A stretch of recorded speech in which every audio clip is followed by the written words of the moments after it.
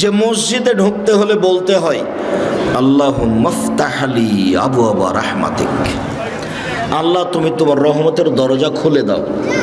তো এখন যে জানে না আমি তাকে এই বাক্য কি করব? জানিয়ে দেব। এ কথা আল্লাহ নবী বললেন।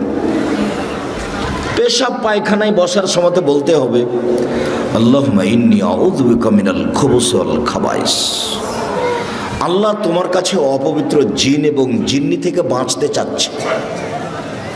পেশাব পায়খানায় বসতে হলে এই কথা বলতে হয়। পেশাব পায়খানায় সবসময় ওই জায়গাতে জিন থাকে, জিন, পুরুষ জিন নারী জিন থাকে। আল্লাহ রাসূল এই কথা বলছেন। তো বিসমিল্লাহ আল্লাহুম্মা ইন্নী আউযু বিকা মিনাল খুবুসি ওয়াল খাবাইস যদি বলেন, বিসমিল্লাহ যদি লাগিয়ে দেন, তাহলে জিন আর দেখতেই পাবে না। আর বিসমিল্লাহ ছাড়া বললে দেখতে পাবে কিন্তু ক্ষতি করতে পারবে না। এটা এই দোয়ার ক্ষমতা। একজন বাম হাতে চা খাচ্ছে, তো আপনি দেখে এখন কি বলবেন? ডান হাতে খান, কেননা বাম হাতে শয়তান খায়। রাসূল সাল্লাল্লাহু আলাইহি সাল্লাম বলেন লা ইয়াকুলুনা আহাদুকুম বিশিমালিহি ওয়া লা ইয়াসরাবান্না বিহা, অবশ্যই অবশ্যই তোমাদের কোনো ব্যক্তি যেন বাম হাতে না খায়, বাম হাতে পান না করে, কেননা শয়তান বাম হাতে খায়, শয়তান বাম হাতে পান করে। তা আপনার সামনে একটা লোক বাম হাতে চা খাচ্ছে, আপনি কি করবেন? আপনাকে বলতে হবে, আপনি বলতে বাধ্য।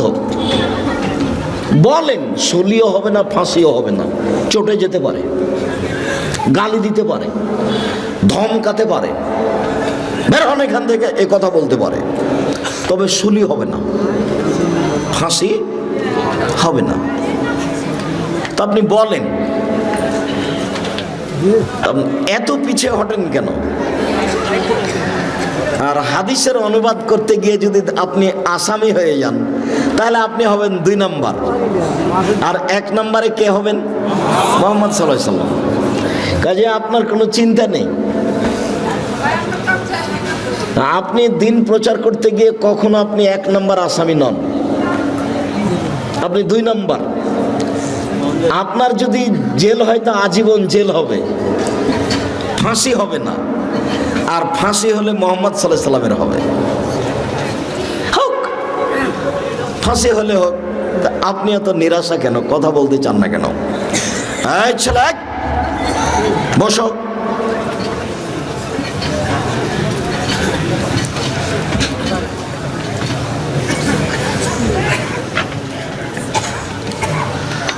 আমার একটি কথা জানা থাকলে অন্যকে বলো।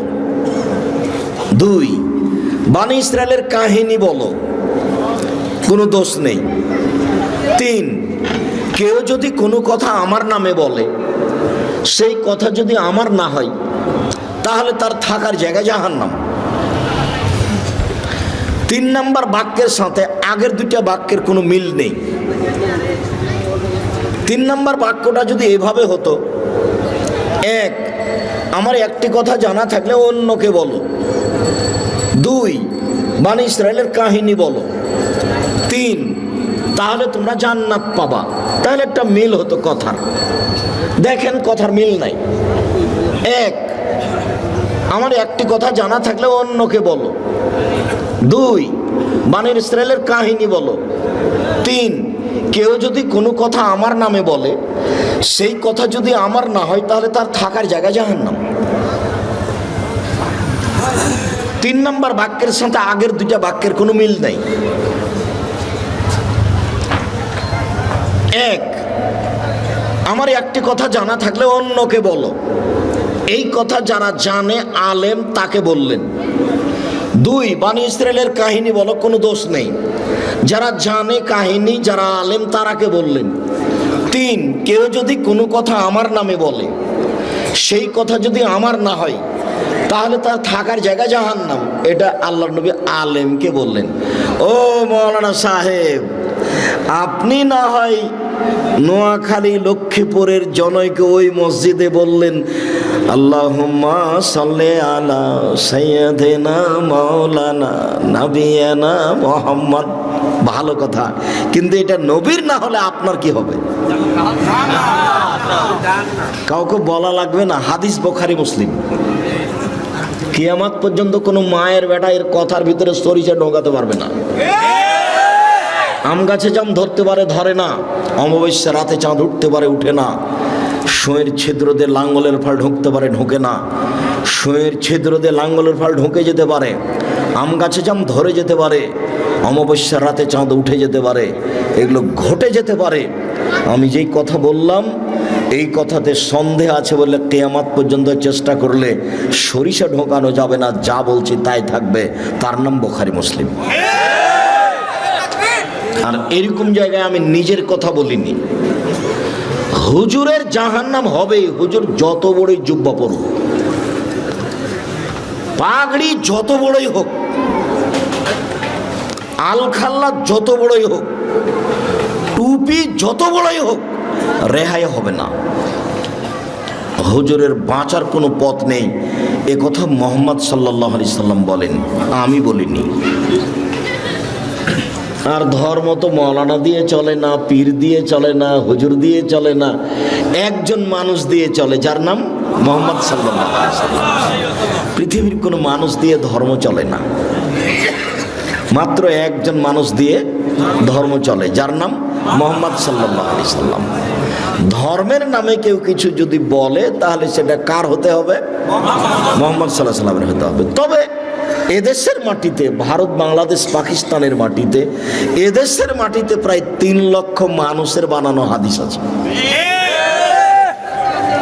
তার 10,000 আছে আমার বাসায়।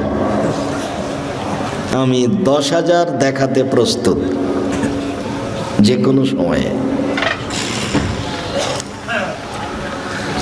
আবার বলি, আমার একটি কথা জানা থাকলে অন্যকে বলো। বানি ইসরায়েলের কাহিনী বলো। বানি ইসরায়েলের কাহিনী কি?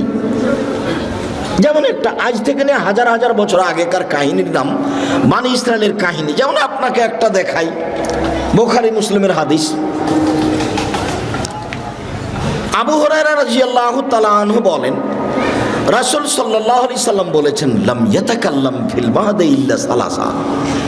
মায়ের কোলে দুধের বাচ্চা 3 জন কথা বলেছে, দুধ খেতে খেতে কথা বলেছে। শিশু এক, ঈসা আলাইহিস সালাম।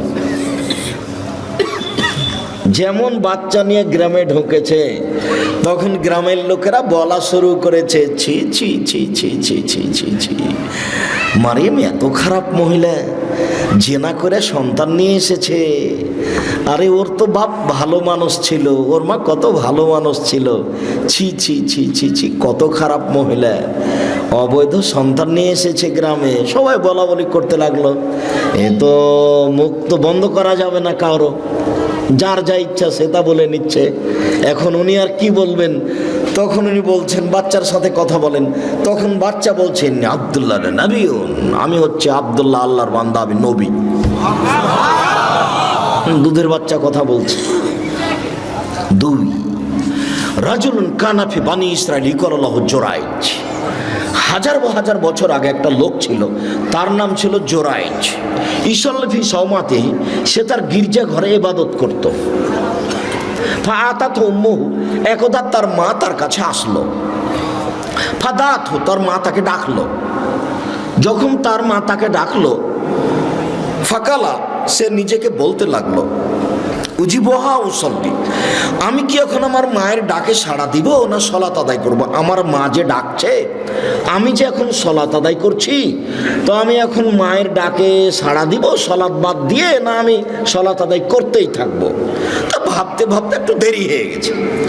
দেরি হতেই মা বলছেন, আল্লাহুম্মা, তুমি তো তাতুরিয়া ওজুহাল মুমিসাত, আল্লাহ তুমি এই ছেলের মরণ দিও না, পতিতালয়ের মহিলার মুখ দেখা পর্যন্ত। আল্লাহ, এই ছেলে যেন না মরে একজন খারাপ বদ মহিলার সাথে দুর্ঘটনা না হওয়া পর্যন্ত। আল্লাহ, পতিতালয়ের মহিলার মুখ দেখা না পর্যন্ত এই যেন না মরে। এই কথা বলে মা চলে গেলেন। মায়ের মন খারাপ। ফাতার রাজাতুল্লাহ হিন্দা, বলতে না বলতে একজন মহিলা এসে উপস্থিত। ফাকাল্লামাতহু, মহিলা এসে জোরাইজের সাথে কথা বলল। আমার সাথে জেনায় লিপ্ত হন। ফাআবা, তিনি অস্বীকার করলেন। ছি ছি ছি ছি ছি ছি, তুমি বলো কি কথা? হ্যাঁ, তোমার সাথে আমি জেনা করব মানে? বলো কি তুমি? ফাতাতি রাইয়া, মহিলা একটা রাখালের কাছে আসলো। ফাম কানাথু, মহিলা রাখালকে চেপে ধরলো, অবৈধ কর্ম করলো। ফাওয়ালাদাত গোলামান, এতে সে একটা বাচ্চা জন্ম দিল। ফাকালাত হুয়া মিন জোরাইজ, বাচ্চাটা প্রসব করার পরে বলল এই বাচ্চা হলো জোরাইজের। ফাতাহু, জনগণ তার গির্জাঘরের কাছে আসলো। ফাকাসসারুহু, তার গির্জাঘরকে ভেঙে খান খান ধুলা ধুলা করে দিল। ওয়ানজালুহু, তারা তাকে গির্জাঘর থেকে বের করে টেনে হেঁচড়ে রাস্তায় নামিয়ে দিল। ও সাব্বুহু, যার যা ইচ্ছা সে তা গালি দিল। গির্জাঘরে অবৈধ কর্ম করে এইটা প্রমাণ তাদের কাছে মহিলার মুখের মাধ্যমে। আপনার লক্ষ্মীপুর জেলে 20 বছর 10 বছর থেকে কতজন লোক আছে, ও নিজেও জানে না আমি কেন জেলে। জজও জানে না ঘটনা কি, উকিলও জানে না ঘটনা কি। সাক্ষী বলছে আমি 2 চোখে মারতে দেখেছি, অথচ সেদিনও লক্ষ্মীপুরেই ছিল না, ছিল রংপুরে। তার নাম মিথ্যা সাক্ষী, তার নাম মিথ্যা সাক্ষী। পৃথিবীতে 3য় মহাপাপ হলো মিথ্যা সাক্ষী। তো কথা তো সমাজে ছড়ালো যে জোরাইজ অন্যায় করেছে, কেউ তো রক্ষা করলো না। যার যেভাবে মনে চলো সে সেভাবে তার সাথে খারাপ আচরণ করলো। ফাকামা, জোরাইজ দাঁড়ালো। ফাতাওয়াদ্দা, অজু করলো। অসল্লা রাকাতাইন, 2 রাকাত সালাত আদায় করলো। ফাতাল গোলাম, এবার দুধের বাচ্চার কাছে আসলো। দুধের বাচ্চাকে এসে বলল মানাবুকা, ও দুধের বাচ্চা তুমি বলো তো তোমার বাপকে? কালা আবিয়া রাই, বাচ্চা বলল আমার বাপ রাখাল। ফাকালো, জনগণ বলল নাবনি সওমাতাকা বিযাবে, জোরাইজ তোমার গির্জাঘর স্বর্ণ দিয়ে বানিয়ে দিব। কালা লা ইল্লা বিত্তিন, জোরাইজ বললেন না, আমার গির্জাঘর যা ছিল মাটি দিয়ে বানিয়ে দিতে হবে, তাহাই করিতে হইবে। হাদিস মুসলিম। এর নাম বানি ইসরায়েলের কাহিনী, হাজার হাজার বছর আগের কাহিনী। কাহিনী সত্য, বলতে পারবেন। এই হাদিসে কি বুঝলাম? এক নাম্বার বুঝলাম, ভুলেও কোনোদিন ছেলে মেয়ের জন্য বদদুয়া করবেন না। ছেলে মেয়ে যদি আপনাকে মারে, গালি দেয়, জমি দখল করে নেয়, বাড়ি থেকে বের করে দেয়, তবু মুখ খুলবেন না। যদি ছেলে মারে তাহলে তাড়াহুড়া করে উঁচু করে 2 রাকাত সালাত আদায় করে আল্লাহর কাছে হাত তুলে বলেন আমাকে ছেলে ফিরিয়ে দাও। আমি এরকম ছেলে মানুষ করিনি, আমার ছেলে আমাকে মাথায় করে থাকবে, শ্রদ্ধা করবে, আমি এটা চাই তোমার কাছে। তুমি আমাকে ছেলে ফিরিয়ে দাও। 2 চোখের পানি ঝরঝর করে ঝরবে আর আপনি আল্লাহকে কথা বলবেন, ছেলে 24 ঘন্টার মধ্যে আমি ফিরিয়ে চাই। যেই ছেলে আমার পা ধরে বলবে আব্বা ভুল হয়েছে, আপনাকে আর আমি কোনোদিন কোনো কথা বলবো না, আমি আমার জীবন বাজি রেখে আপনাকে শ্রদ্ধা করব, আপনার যা কিছু বলার আপনি বলবেন, আমি কোনোদিন প্রত্যুত্তর করব না। আমি এইটা চাচ্ছি তোমার কাছে। কেন আপনি বলতে গেলেন তোর উপরে গজব নাজল হবে, তোকে ত্যায্যপুত্র করলাম, তোকে এই করলাম, তোকে সে করলাম, তোকে জমি দিব না, তোকে জায়গা দিব না, তুই বাড়ি থেকে বের হয়ে যায়, এই কথা বললেন কেন আপনি? শোনেন, বাপ হিসেবে, মা হিসেবে জীবনে কোনোদিন ছেলে মেয়ের বিরুদ্ধে মুখ খুলবেন না। রাসূল সাল্লাল্লাহু আলাইহি ওয়াসাল্লাম নিষেধ করেছেন, কখনো তোমরা তোমাদের ছেলে মেয়ের উপরে বদদুয়া করো না। 3 শ্রেণীর মানুষের দোয়া কবুল হবে, মধ্যে কোনো আড় নাই। বলার সাথে সাথে লেগে গেছে, বলার সাথে সাথে একবারে লেগে যাবে, সেটা হলো বাপ মা। মন খারাপ করবেন না ছেলে মেয়ের উপরে। ছেলে মেয়ে যদি খারাপ আচরণ করে তো আমি যেটা পরামর্শ দিলাম পালন করতে পারবেন না? পরামর্শ মনে হবে মনে নেই, বলেন তো কি পরামর্শ দিলাম? সুন্দর করে অজু, নোয়াখালীর অজু করবেন না, তাড়াহুড়া করে শুকা আছে ফাঁকা এগুলো নেই, মনে কষ্ট নেন না। মাঝে মধ্যে একটু বলছি এই জন্য যে আমারও খুব কষ্ট হয় যে মানুষ কেন শিরককে নেকির কাজ বলছে, বিদআতকে নেকির কাজ বলছে। যদি ফরিদপুর, শরীয়তপুর, মাদারীপুর, মাগুরা তারাও এরকমই, কিন্তু আপনাদের চেয়ে তারা বেশি আগিয়েছে বলে আমার অনুমান। ঠিক বরিশাল, পিরোজপুর, ঝালকাঠি, ভোলা, বরগুনা, পটুয়াখালী আপনাদের মতোই শিরক বেদাত নেকির কাজ। এরপরে আপনাদের চেয়ে তারা অনেক বেশি আগিয়েছে বলে আমার অনুমান। আব্দুর রাজ্জাক সাহেব আমাদের কি দুর্বল দেখছেন? কিছুটা তাই আমার মনে তাই হচ্ছে। আমি বাহ্যিক অনুমান করে বলছি। আমি তো চট্টগ্রাম, সিলেট, বরিশাল, নোয়াখালী, ফরিদপুর যাচ্ছি, তাতে আমার অনুমান।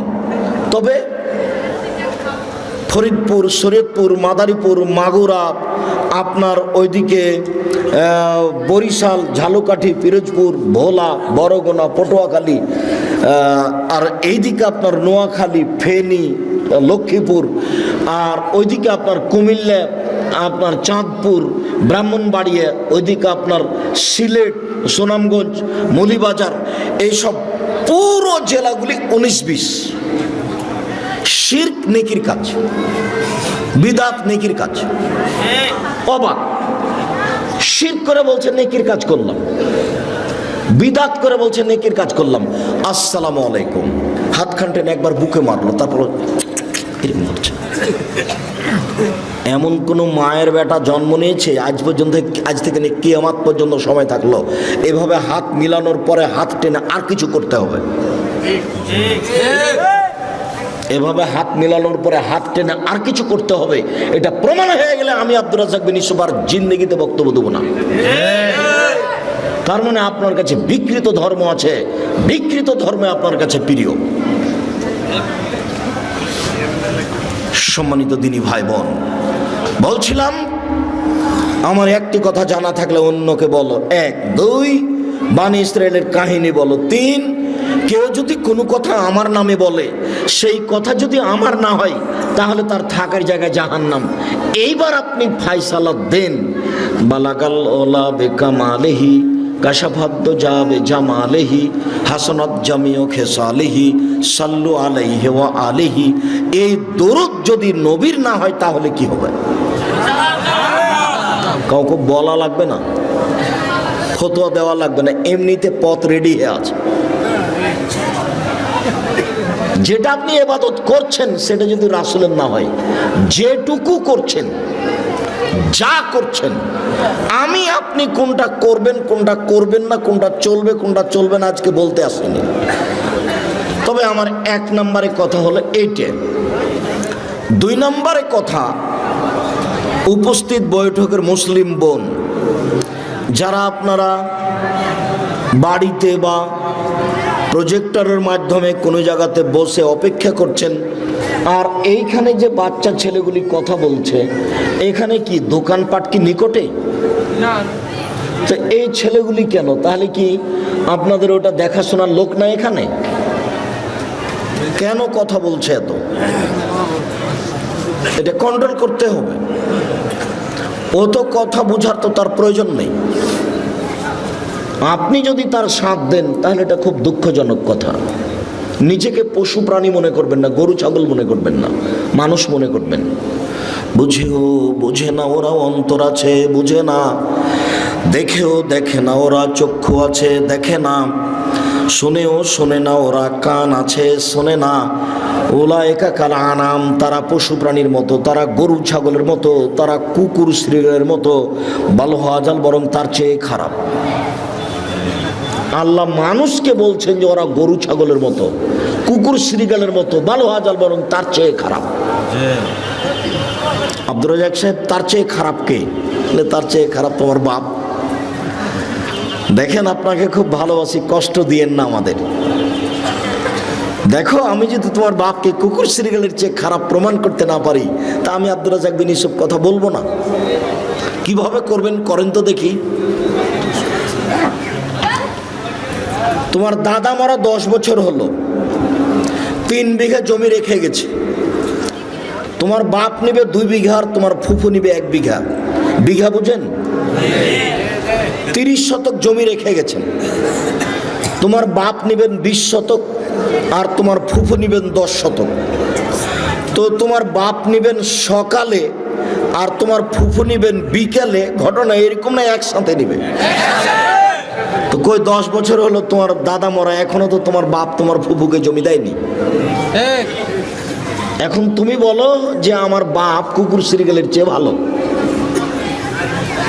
বলো দেখি তোমার কাছে কি প্রমাণ আছে? তুমি বলে দিও বাড়ি থেকে, আব্বা ভাগ্য নিয়ে দুনিতে এসেছি, ভাগ্য ছেড়ে আসিনি। ফুফুর জমি খেয়ে জীবিকা নির্বাহ করব এটা প্রয়োজন নেই। ফুফুর জমি আগে ভাগ করে দেন, তারপরে কোনো কথা। ফুফুকে জমি দেওয়ার পরে যদি কিছু থাকে চাষাবাদ করে খাবো, যদি না থাকে তো খাবো না। আপনি কি মনে করছেন আব্বা যে ভাগ্য ছেড়ে এসেছি তাই ফুফুর জমি খেতে হবে? 24 ঘন্টার মধ্যে তোমার বাপ তোমার ফুফুকে জমি দিয়ে দিবে, জরুরি ঘোষণা।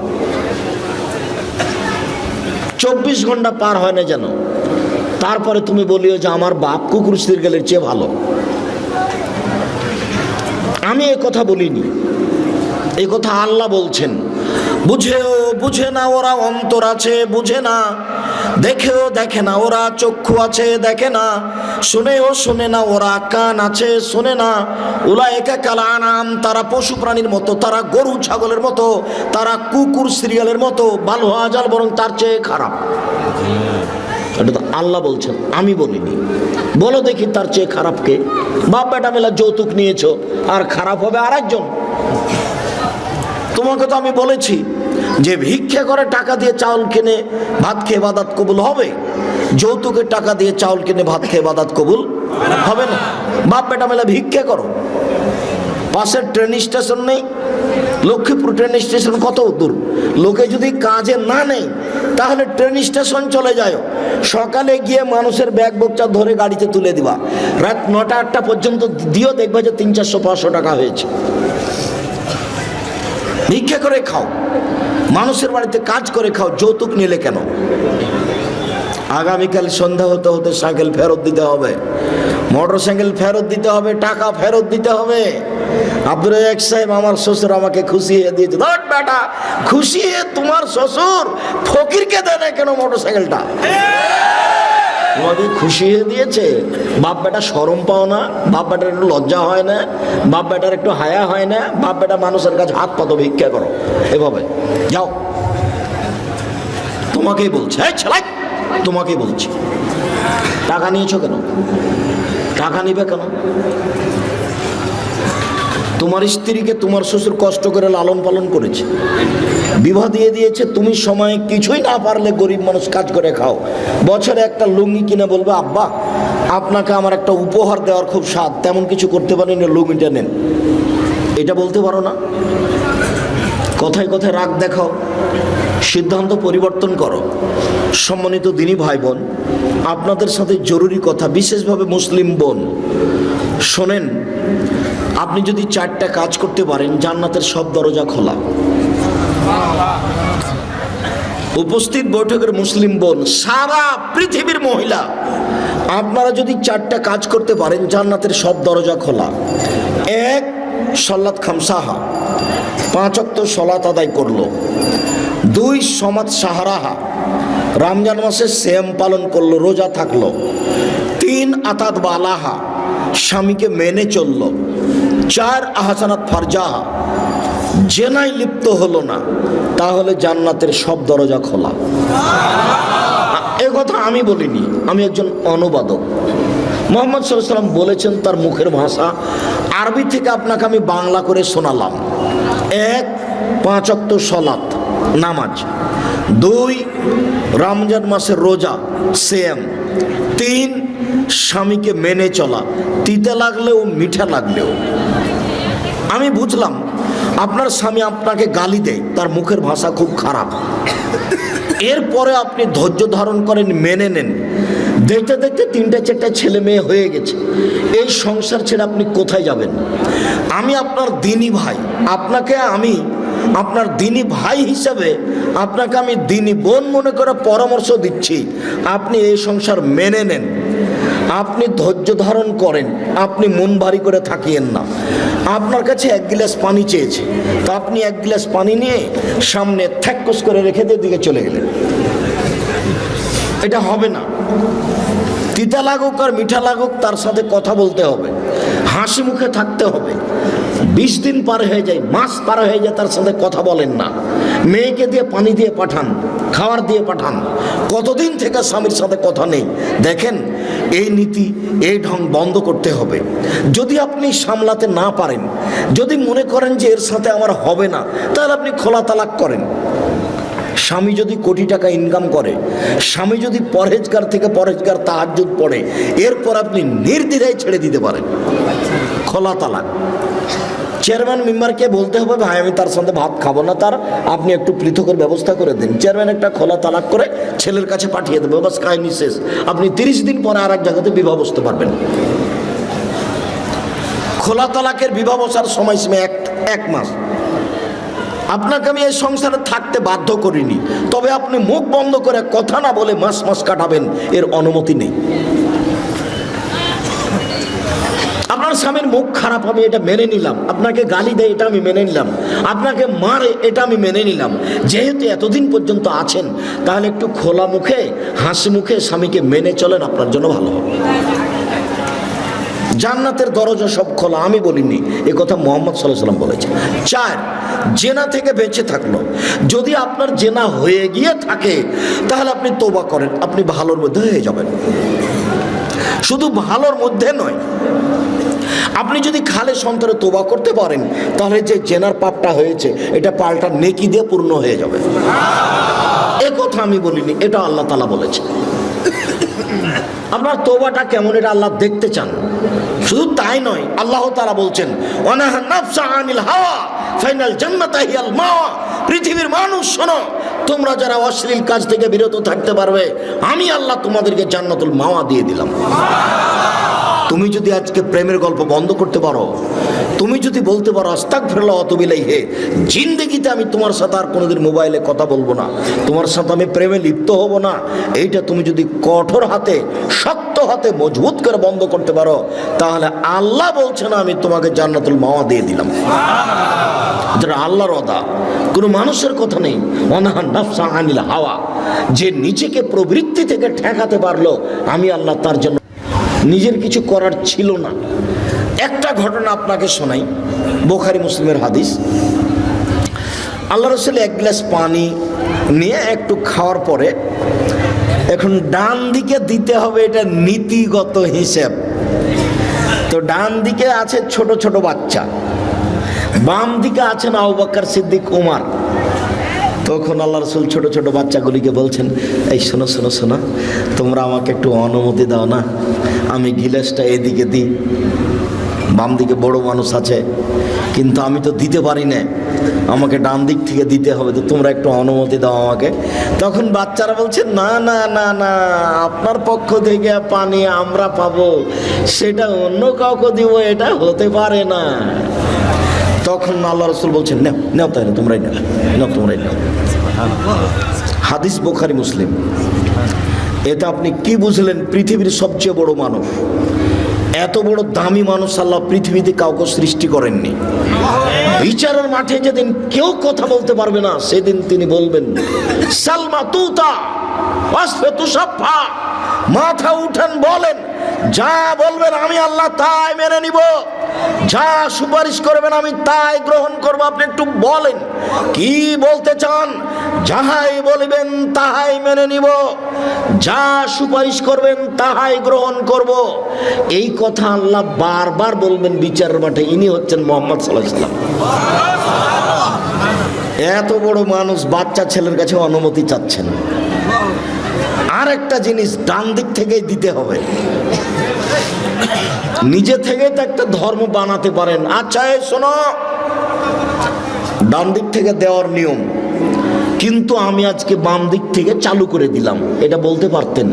কিন্তু ধর্ম তার নিজের নয়, উপর থেকে যা বলেছেন তাই হবে। তাহলে পীর সাহেবের কি হবে? আপনাকে আর পীর সাহেবকে দেখে আমার মাঝে মধ্যে খুব অবাক লাগে। আর যেসব দিনী ভাই বোন আমার বিরুদ্ধে বলে তাকেও দেখে আমার অবাক হয় যে আমি তো কোনোদিন অপ্রয়োজনীয় বাক্য বললাম না, তো আমার পিছনে লাগলো কি করে, কেন এ কথা বলছে? আচ্ছা, আমি না হয় চাঁপাইনবাবগঞ্জ পল্লী এলাকাতে বক্তব্য দিতে গিয়ে বলেছিলাম, ঘটনাটা ছিল এই যে চাঁপাইনবাবগঞ্জ পল্লী এলাকার মহিলারা বাড়ির পিছন দিকে গিয়ে সমতল মাটিতে বসে পেশাব করে। তো সমতল মাটিতে বসে পেশাব করলে পেশাব ছিটে এসে গায়ে লাগবে। মানুষের পেশাব ভয়াবহ, ইবাদত কবুল হবে না, না ধুইলে কবরে শাস্তি হবে। পক্ষান্তরে চাঁপাইনবাবগঞ্জের মহিলা পুরুষ গাভীর পাশ দিয়ে গেলে, গাভী যদি পেশাব করে তাহলে কাপড়টা গুটিয়ে ধরে দূর দিয়ে যায়, যেন গাভীর পেশাব কাপড়ে না লাগে। অথচ যেসব প্রাণীর গোশত খাওয়া যায় সেসব প্রাণীর পেশাব নাপাক নয়, ওটা হাদিস বুখারী মুসলিম। আমার কিছু করার নেই। উটের পেশাব খেতে আল্লাহর নবী বলেছেন, আমি কি করতে পারি বলেন? হাদিস বুখারী মুসলিম। পৃথিবীর সবচেয়ে দামি মানুষ যার হাতে ধর্ম নির্ভর করে, তিনি বলেছেন যে তোমাদের পেট ফুলে গেছে, তোমরা উটের পেশাব খাও। যেখানে ছাগল বাঁধা থাকে সেই জায়গাতে তিনি সলাত আদায় করতে বললেন, নামাজ পড়তে বললেন, যে অথচ ছাগলের পেশাব আছে। আমি কি করতে পারি? আমি ওটা বলতে চাইনি এই কথাটি, আমি পরিস্থিতিতে বলেছি যে আরে আপনি গাভীর পেশাব থেকে বেঁচে থাকতে চাচ্ছেন, অথচ গাভীর পেশাব বালতিতে করে নিয়ে কাপড় ভিজিয়ে সেই কাপড়ে সলাত আদায় করলে কোনো সমস্যা নেই। আমি একটা জোর দিতে গিয়ে কথাটা বলেছিলাম, কিন্তু কথাটা এসে নোয়াখালীতে এইভাবে ধরা পড়বে তা আমি বুঝতে পারি। যে আমি সরাসরি বলে দিলাম যে গাভীর পেশাবে কাপড় ভিজান তারপর সালাত আদায় করেন, তাহলে এটাই করতে হবে? জি না, ভুল হিসাব, আমি এটা বলিনি। আমি এইভাবে কথাটা জোর দিতে গিয়ে বলেছিলাম, সরাসরি এই কথা বলেছি এই কথা নয়। তার উপরে যে কথা বলেছি সেই কথা আমাকে ফেরত নিতে হবে না। তবে আমি মানুষ, অবাক লাগে আপনি কিভাবে বিরুদ্ধে এত কথা বলতে পারেন। আমার জীবনে আমি কোনোদিনও অপ্রয়োজনীয় বাক্য বলিনি। আমার জীবনে 90 সাল থেকে আমি মাঠে আছি, 90 সাল থেকে আমার জীবনে কোনোদিন আমি কেসা কাহিনী বলিনি। পুরো জীবন আমি কেসা পাবেন না। আমি যদি কারো কথা নকল করেছি তখন এভাবে বলেছি, তখন কেসাটা এভাবে দেখিয়েছি। যে জনৈক বক্তা বক্তব্যে বলছেন, একদিন গভীর রাতে বাইজিদের মাথা পানি চাইলেন। বাইজিদ দেখেন বাড়িতে পানি নাই, দূরে পানি আনতে চলে গেলেন। পানি নিয়ে এসে দেখেন মাথা ঘুমিয়ে গেছেন। বাইজিদ গিলাস হাতে করে মায়ের পাশে দাঁড়িয়ে থাকলেন। সকাল হয়ে গেল, মায়ের ঘুম ভেঙে গেল। মা দেখে পাশে বাইজিদ গিলাস নিয়ে দাঁড়িয়ে আছে। বাবা বাইজিদ তুমি কেন দাঁড়িয়ে আছো? আম্মা আপনি সন্ধ্যা রাতে পানি চেয়েছিলেন, দেখি বাড়িতে পানি নাই, দূরে পানি আনতে গেলাম, পানি নিয়ে এসে দেখি আপনি ঘুমিয়ে গেছেন।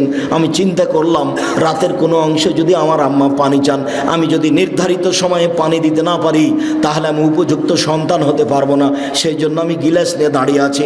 মা গিলাসটা হাতে করে পানিটুকু পান করে নিয়ে বাচ্চাকে শুইয়ে দিয়ে আল্লাহর দরবারে প্রার্থনা করতে লাগলেন, আল্লাহ আমার বাইজিদের প্রতি আমি খুশি হয়ে গেছি, তুমি আমার বাইজিদকে কবুল করে নাও। মায়ের দোয়া কবুল হয়ে গেল, বাইজিদ বড় আলেম হয়ে গেলেন। ঘটনা মিথ্যে। আমি যদি বক্তব্য কণ্ঠস্বরে কোনো কথা বলে থাকি, যদি কাহিনী বলে থাকি, তা আমি কারো কথা নকল করে এভাবে বলে দেখিয়েছি আপনাকে, দিয়ে বলেছি যে এটা আপনি প্রমাণ করেন, আমার মরা পর্যন্ত সময় থাকলো। দেখি আপনি কিভাবে প্রমাণ করবেন। 30 পারা কোরআন আপনার চোখে ধরে না, এটা একটু অনুবাদ করে শোনাতে পারেন না? মুহাম্মদ সাল্লাল্লাহু আলাইহি ওয়াসাল্লামের 23 বছরের জীবন, 30,000 সহিহ হাদিস আপনার একটু চোখে পড়ে না? আপনি একটু এগুলো শোনাতে পারেন না? নোয়াখালী লক্ষ্মীপুর বাড়ি হলেই কি একবারে শুনে নাহমাদুল্লাহ নাস্তাগফির বলে কাহিনী শুরু করে দিতে হবে? রিয়াজুস সলেহিন থেকে খাওয়ার উপরে, পান করার উপরে 10টা হাদিস মুখস্থ করে বলা যায় না? রিয়াজুস সালেহীন থেকে 20টা হাদিস মুখস্থ করে সালামের উপরে বলা যায় না?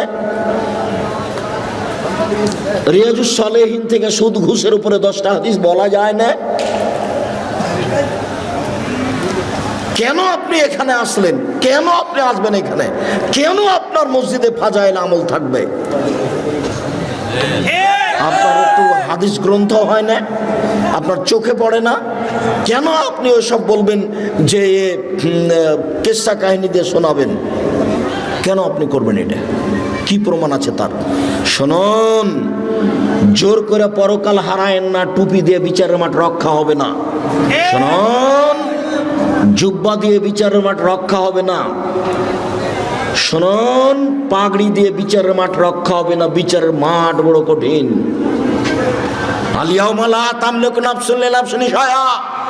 আজ কোন মানুষ কোন মানুষের কোন উপকার করতে পারবে না। একচ্ছত্র মালিকানা আমার। আইনাল জব্বার, আইনাল মুতাকাব্বির। স্বৈরাচারী, স্বেচ্ছাচারী, অহংকারী, বদ মেজাজিরা কোথায়? আনা মালিকুল আমলাক, আমি হচ্ছি রাজাধিরাজ। এই কথা বলে বিচার শুরু হবে। বিচারের মাঠ বড় কঠিন। সম্মানিত দিনী ভাই বোন, স্বামীকে মেনে চলেন। 3টে গুণের ভিত্তিতে একজন মহিলা ভালো হতে পারে।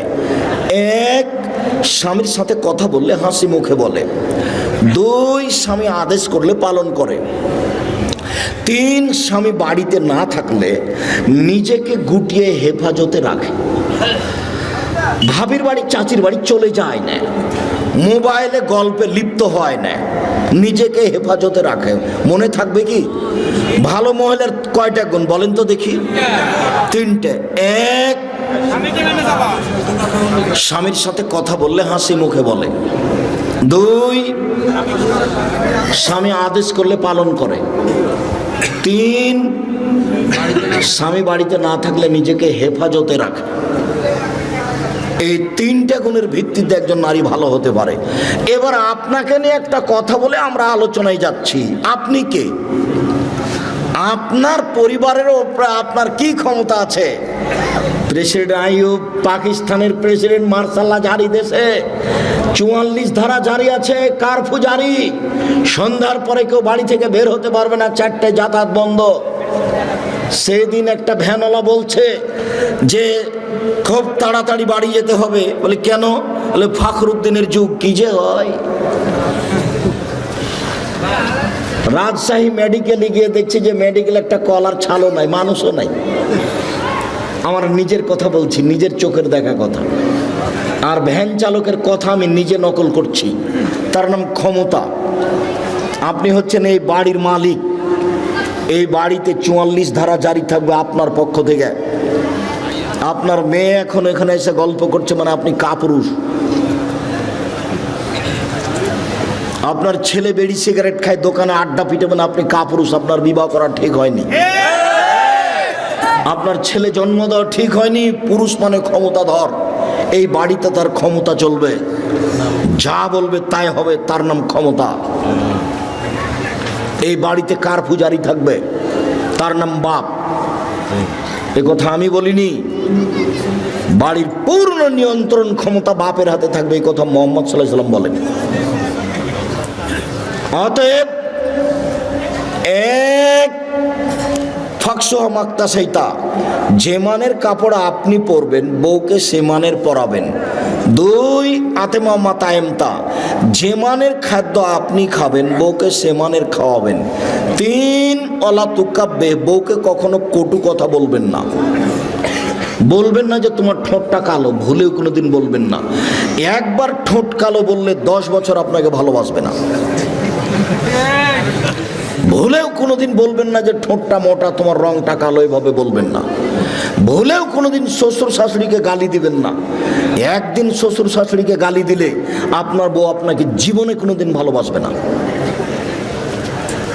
ভুলেও কোনোদিন কটু কথা বলবেন না। এই ছেলে, তোমাকে বলছি, বউয়ের সাথে তোমার এত খারাপ ব্যবহার কেন? তুমি কথাও কথা তোমার স্ত্রীকে গালি দাও কেন? ও কি পশু প্রাণী নাকি? ও কি তোমাদের বাড়ির কুকুর শ্রীগাল পশু প্রাণী? তুমি তোমার বউকে এত তুচ্ছভাবে দেখো কেন? মুহাম্মদ সাল্লাল্লাহু আলাইহি ওয়াসাল্লাম বলেছেন বউকে কটু কথা বলবো না। 4, ওলা তাজরিবাল আলা ওয়াজহি, মুখের উপরে মারবা না। 5 ওলা তাতরুকা ইল্লা ফিল বাইতে, তুমি তোমার বাড়ি ছাড়া তোমার বউকে কোথাও যেতে দিবা না। ও খালার বাড়ি যেতে পাবে না, ও ফুফুর বাড়ি যেতে পাবে না, ও ভাবির বাড়ি যেতে পাবে না, ও মায়ের বাড়ি যেতে পাবে না, জরুরি প্রয়োজন ছাড়া বাড়ি ত্যাগ করতে পারবে না। এই কথা মুহাম্মদ সাল্লাল্লাহু আলাইহি সাল্লাম বলেন, আমি বলিনি। ও আপনার বাড়ির বাইরে যেতে পারে না। বিবাহের বাড়িতে যাওয়ার কোনো প্রশ্নই আসে না। বিবাহের বাড়িতে গেলে স্বামীর সংখ্যা বেশি হয়ে যাবে।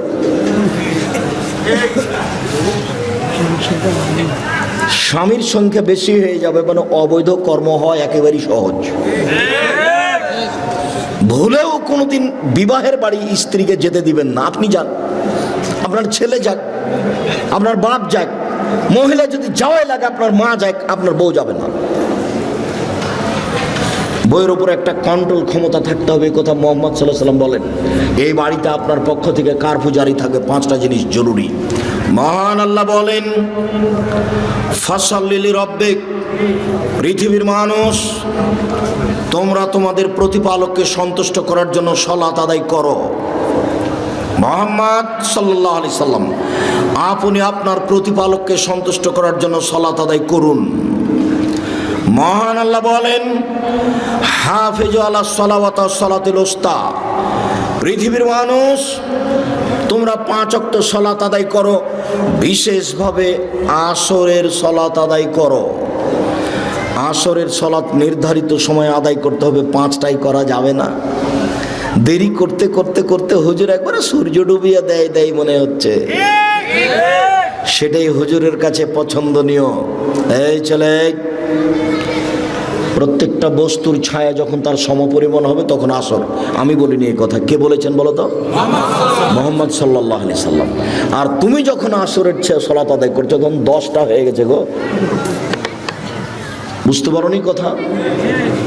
আসরের সালাতের সময় কখন? প্রত্যেক বস্তু যখন তার ছায়াটা তার সমপরিমাণ হবে। কালকে লাঠি খাড়ো করো একটা দিয়ে, ছায়াটাতে দাগ দাও, দিয়ে এবার বোতলটা ফেলে দাও। যদি ছায়াটা তার সমান হয়ে থাকে, এখন আসরের টাইম হয়ে গেছে। এই কথা আমি বলিনি, কে বলেছেন? মুহাম্মদ সাল্লাল্লাহু আলাইহি সাল্লাম বলেছেন। পৃথিবীর কোন মানুষের কথাকে এই কথার সাথে লাগাবো না। আমি আব্দুর রাজ্জাক বিন ইউসুফ 5 পয়সা দাম নেই। পৃথিবীর কোন মানুষের কথাকে এই কথার সাথে লাগাবো না। উমর রাদিয়াল্লাহু তাআলা আনহুর কথাকে এই কথার সাথে লাগাবো না। মানুষ হিসাবে পৃথিবীর ব্যতিক্রম মানুষ উমর। যে রাস্তা দিয়ে হাঁটতেন সে রাস্তা দিয়ে শয়তান হাঁটতো না। অতএব নির্ধারিত সময়ে সালাত আদায় করার চেষ্টা করুন, এ কথা আল্লাহর আদেশ। যে কোনো মূল্যে সালাত আদায় করতে হবে। অজু করে সালাত আদায় করতে হয়, পানি নেই, তায়াম্মুম করে সালাত আদায় করতে হবে। মাটি নেই, বিনা অজুতে বিনা তায়াম্মুমে সালাত আদায় করতে হবে। দাঁড়িয়ে থেকে সালাত আদায় করতে হয়, দাঁড়িয়ে থাকা যায় না, বসে থেকে সালাত আদায় করতে হবে। বসে থাকা যায় না, শুয়ে থেকে সালাত আদায় করতে হবে। কেবলার দিকে মুখ করে সালাত আদায় করতে হয়, কেবলা বোঝা যায় না, এমনিতেই পড়তে হবে। শত্রু তাড়া দিয়েছে, দৌড়িয়ে চলে যাচ্ছি, ওই দিকে ওইভাবেই সালাত আদায় করতে হবে। ইবাদতের জগতে ব্যতিক্রম ইবাদত সালাত। সালাত এমন একটি ইবাদত যার উপরে নির্ভর করে অন্যান্য ইবাদত। সালাত আছে তো আর ইবাদত আছে, সালাত নেই তো সব বাতিল। আব্দুর রাজ্জাক সাহেবের একাধিক দিনের বক্তব্যে আমরা জানি যে ইবাদতের জগতে সবচেয়ে দামি ইবাদত সিয়াম, রোজা। কেন? সালাত যতই দামি ইবাদত হোক, এরপরে সালাতের নেকিটা আল্লাহ নিজে হাতে দিবেন না। বলেন তো দেখি, কোন ইবাদতের নেকি নিজে হাতে দিবেন? সিয়াম। তাহলে বলতে গেলে ইবাদতের জগতে সবচেয়ে দামি ইবাদত হলো সিয়াম। সাপ্তাহিক রিপোর্ট আল্লাহর দরবারে কোন কোন দিনে পেশ করা হয়? বৃহস্পতিবার, সোমবার। এই জন্য আল্লাহর নবী চাইতেন যে আমার রিপোর্টের সময় দেখো তুমি যে আমি সিয়াম আছি, দেখো এই নাও দেখো। এই জন্য তিনি কোন কোন দিন ভালোবাসতেন? বৃহস্পতিবার আর সোমবার সিয়াম পালন করা। সবাইকে আমি অনুরোধ জানাচ্ছি এই 2 দিন সিয়াম পালন করার জন্য। আপনি মুরব্বী, আপনার কাছে আমার জরুরি অনুরোধ, আপনি বৃহস্পতিবার সোমবার সিয়াম পালন করবেন। আর বাৎসরিক রিপোর্ট কোন দিন পেশ করা হয়? না না না না, শাবান মাসে। তবে শাবান মাসের কোন দিন সেই দিন মুহাম্মদ সাল্লাল্লাহু আলাইহি ওয়াসাল্লামের জানা ছিল না, যার কারণে তিনি শাবান মাসে বেশি বেশি সিয়াম পালন করতেন। বর্ণনাকারী বলছেন, আল্লাহর নবী আপনি শাবান মাসে এত বেশি রোজা থাকেন, সিয়াম থাকেন কেন? তখন আল্লাহ রাসূল বলছেন, দেখো শাবান মাসের বাৎসরিক রিপোর্ট পেশ করা হয়, কোন দিন আমার জানা নাই। কিভাবে ভারত, বাংলাদেশ, পাকিস্তানের আলেম ওলামা জেনে নিলেন সেদিন 15ই শাবান। তাই কলকারখানা, অফিস আদালত, কোর্ট কাচারি, শিক্ষা প্রতিষ্ঠান সব কিছু বন্ধ করে আতর গোলাপ মেখে রাতে গোসল করে দিনে সিয়াম থাকে। অবাক কথা, এত বড় সুযোগ হলো তো আল্লাহ নবী তাহলে একদিনই থাকতেন। একদিন না থেকে তিনি বেশি দিন থেকেছেন, একবার 15 তারিখ পর্যন্ত, 20 তারিখ পর্যন্ত, 25 তারিখ পর্যন্ত, 27 তারিখ পর্যন্ত। খালি এই টেনশনে যে কোন দিন যে হলো বাৎসরিক রিপোর্টের দিন। তো সেটা কোন মাস? শাবান মাস। কোন দিন কেউ জানে না। কিভাবে আমরা জেনে নিয়েছি সেই দিন কোন দিন? 15ই শাবান। হাসাওয়া কাল্লা, কখনো নয়, ভুল হিসাব। বেশি বেশি সিয়াম পালন করে ধরতে হবে রিপোর্টের দিন। ইবাদতের জগতে সবচেয়ে দামি ইবাদত সিয়াম, এ কথা ঠিক। কিন্তু যদি নামাজ না থাকে তাহলে রোজাটাকে আল্লাহ এভাবে কেটে দেবেন, যা এটা বাতিল।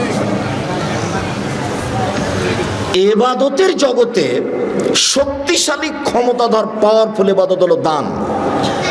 দানের চেয়ে এত ক্ষমতাধর, শক্তিশালী ইবাদত পৃথিবীতে নেই। দান করলেন, এখানে মায়ের নামে কবরের শাস্তি বন্ধ, ক্ষমতাই ভিন্ন।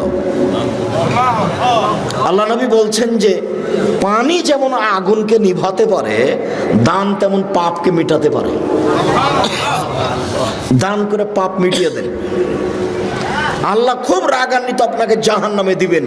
তো 10 টাকা দান করেছেন, 500 টাকা দান করেছেন, তখন আল্লাহ বলছেন আচ্ছা আচ্ছা ঠিক আছে, যাও, নরম হয়ে গেছে, যাও জান্নাতে যাও। দানের খুব ক্ষমতা। কিন্তু দানের যতই ক্ষমতা থাক, যদি সে সলাত না থাকে তাহলে দানকে আল্লাহ কি করবেন? কেটে দিবেন। দানের আর কোনো ক্ষমতা নেই। আল্লাহর ভয়ে এক ফোঁটা চোখের পানি আল্লাহর কাছে সবচেয়ে প্রিয়। এক ফোঁটা চোখের পানি, এর চেয়ে কোনো পছন্দনীয় ইবাদত আল্লাহর কাছে নাই। এক ফোঁটা চোখের পানি। রাসূল সাল্লাল্লাহু আলাইহি ওয়াসাল্লাম বলছেন, লা ইয়ালিজার রাজুলু বাকা মিন খাসিয়াতিল্লাহ তা ইয়ালিজাল লাবানু ফি দারে। গাভীর বাঁট ওলান থেকে দুধ বের করে ভিতরে ঢোকানো যায় না যেমন, আল্লাহর ভয়ে কাঁদে যে সে জাহান্নামে যাবে না তেমন। গাভীর বাঁট ওলান বুঝেন কি? চাপ দিয়ে দুধ বের করে ভেতরে ঢোকানো যাবে? এই কাজটা যেমন অসম্ভব, আল্লাহর ভয়ে কাঁদে যে তার জাহান্নামে যাওয়া তেমনি অসম্ভব। এটা আমি বলিনি, এই কথা মুহাম্মদ সাল্লাল্লাহু আলাইহি সাল্লাম বলেন। এরপরেও কেঁদে আপনি অনেক নেকি করেছেন, কিন্তু সালাত নেই। এবার এটা আল্লাহ কি করবেন? এটা কেটে দেবেন, বাতিল। তাহলে ইবাদতের জগতে সবচেয়ে ব্যতিক্রম, ভিন্ন ধরনের ইবাদত হলো সালাত, যার উপরে নির্ভর করে অন্যান্য ইবাদত। সালাত এমন একটি ইবাদত যার উপরে নির্ভর করে অন্যান্য ইবাদত। অতএব পরিষ্কার কাপড় পরে সালাত আদায় করতে হয়, পরিষ্কার নেই, যেই কাপড়ে পেশাব পায়খানা লেগে আছে ওই কাপড় পরেই সালাত আদায় করবেন। পরিষ্কার অপরিষ্কার কোনো কাপড়ই নেই, আপনি উলঙ্গ হয়ে আছেন, নামাজের টাইম হয়ে গেছে, আপনি এ অবস্থাতেই সালাত আদায় করবেন। যার কারণে আমি বহুদিনই বলেছি যে মুসলিম দেশে মার্কিন সৈন্য ঢুকে, কথার কথা ইরাকে, আফগানিস্তানে মুসলিম মহিলাকে ধরে 5 জন 7 জন ধর্ষণ করার পরে পরনের কাপড় খুলে নিয়ে উলঙ্গ অবস্থায় তাদের সামনে হাঁটতে বাধ্য করে। এই সময়ে যদি সালাতের টাইম হয়ে যায় তাহলে মুসলিম মহিলাকে উলঙ্গ অবস্থায় মার্কিন সৈন্যের সামনে সালাত আদায় করতে হবে, করতেই হবে। পৃথিবীতে ব্যতিক্রম ইবাদত সালাত। যেই সালাত, যে ইবাদত মানুষের কোনো অসুবিধা বুঝে না, সমস্যা বুঝে না, অসুখ বিসুখ বুঝে না, কিছুই বুঝে না, একেবারে কিছুই বুঝে না। সময় হলে সালাত আদায় করতে আপনি বাধ্য। পৃথিবীতে ব্যতিক্রম ইবাদত সালাত। যারা সালাত আদায় করে না তারা কেমন? যারা সালাত আদায় করে না তারা কাফের। রাসূল সাল্লাল্লাহু আলাইহি সাল্লাম বলেন, মান তারাকা সালাতা মুতাআম্মিদান ফাকাদ কাফারা। কেউ যদি ইচ্ছাকৃত সালাত ছেড়ে দেয় তাহলে সে কাফের হয়ে গেল। মুহাম্মদ সাল্লাল্লাহু আলাইহি সাল্লাম বলেন, বাইনাল আবদি ওয়া বাইনাল কুফরি তারকুস সালাহ।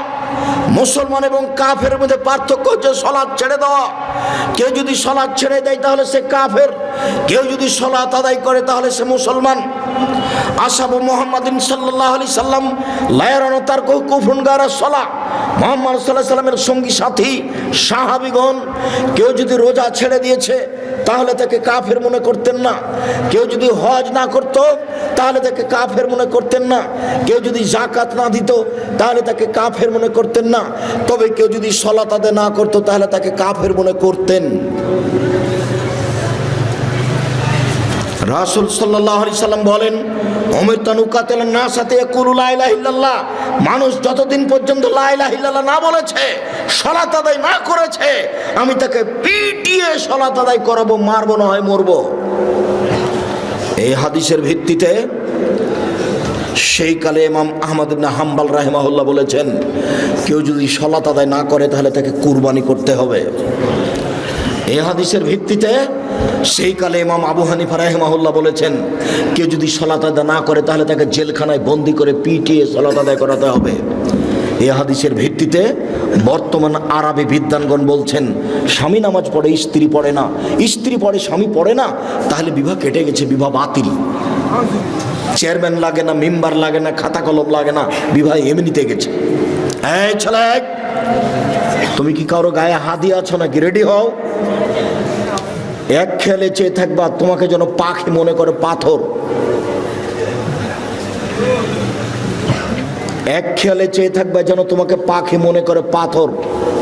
সম্মানিত দিনী ভাই বোন, একজন বেনামাজি যদি মারা যায় তো আরবি বিদ্বানগণ বলছেন ওকে শ্মশান ঘাটে ফেলে দিতে হবে।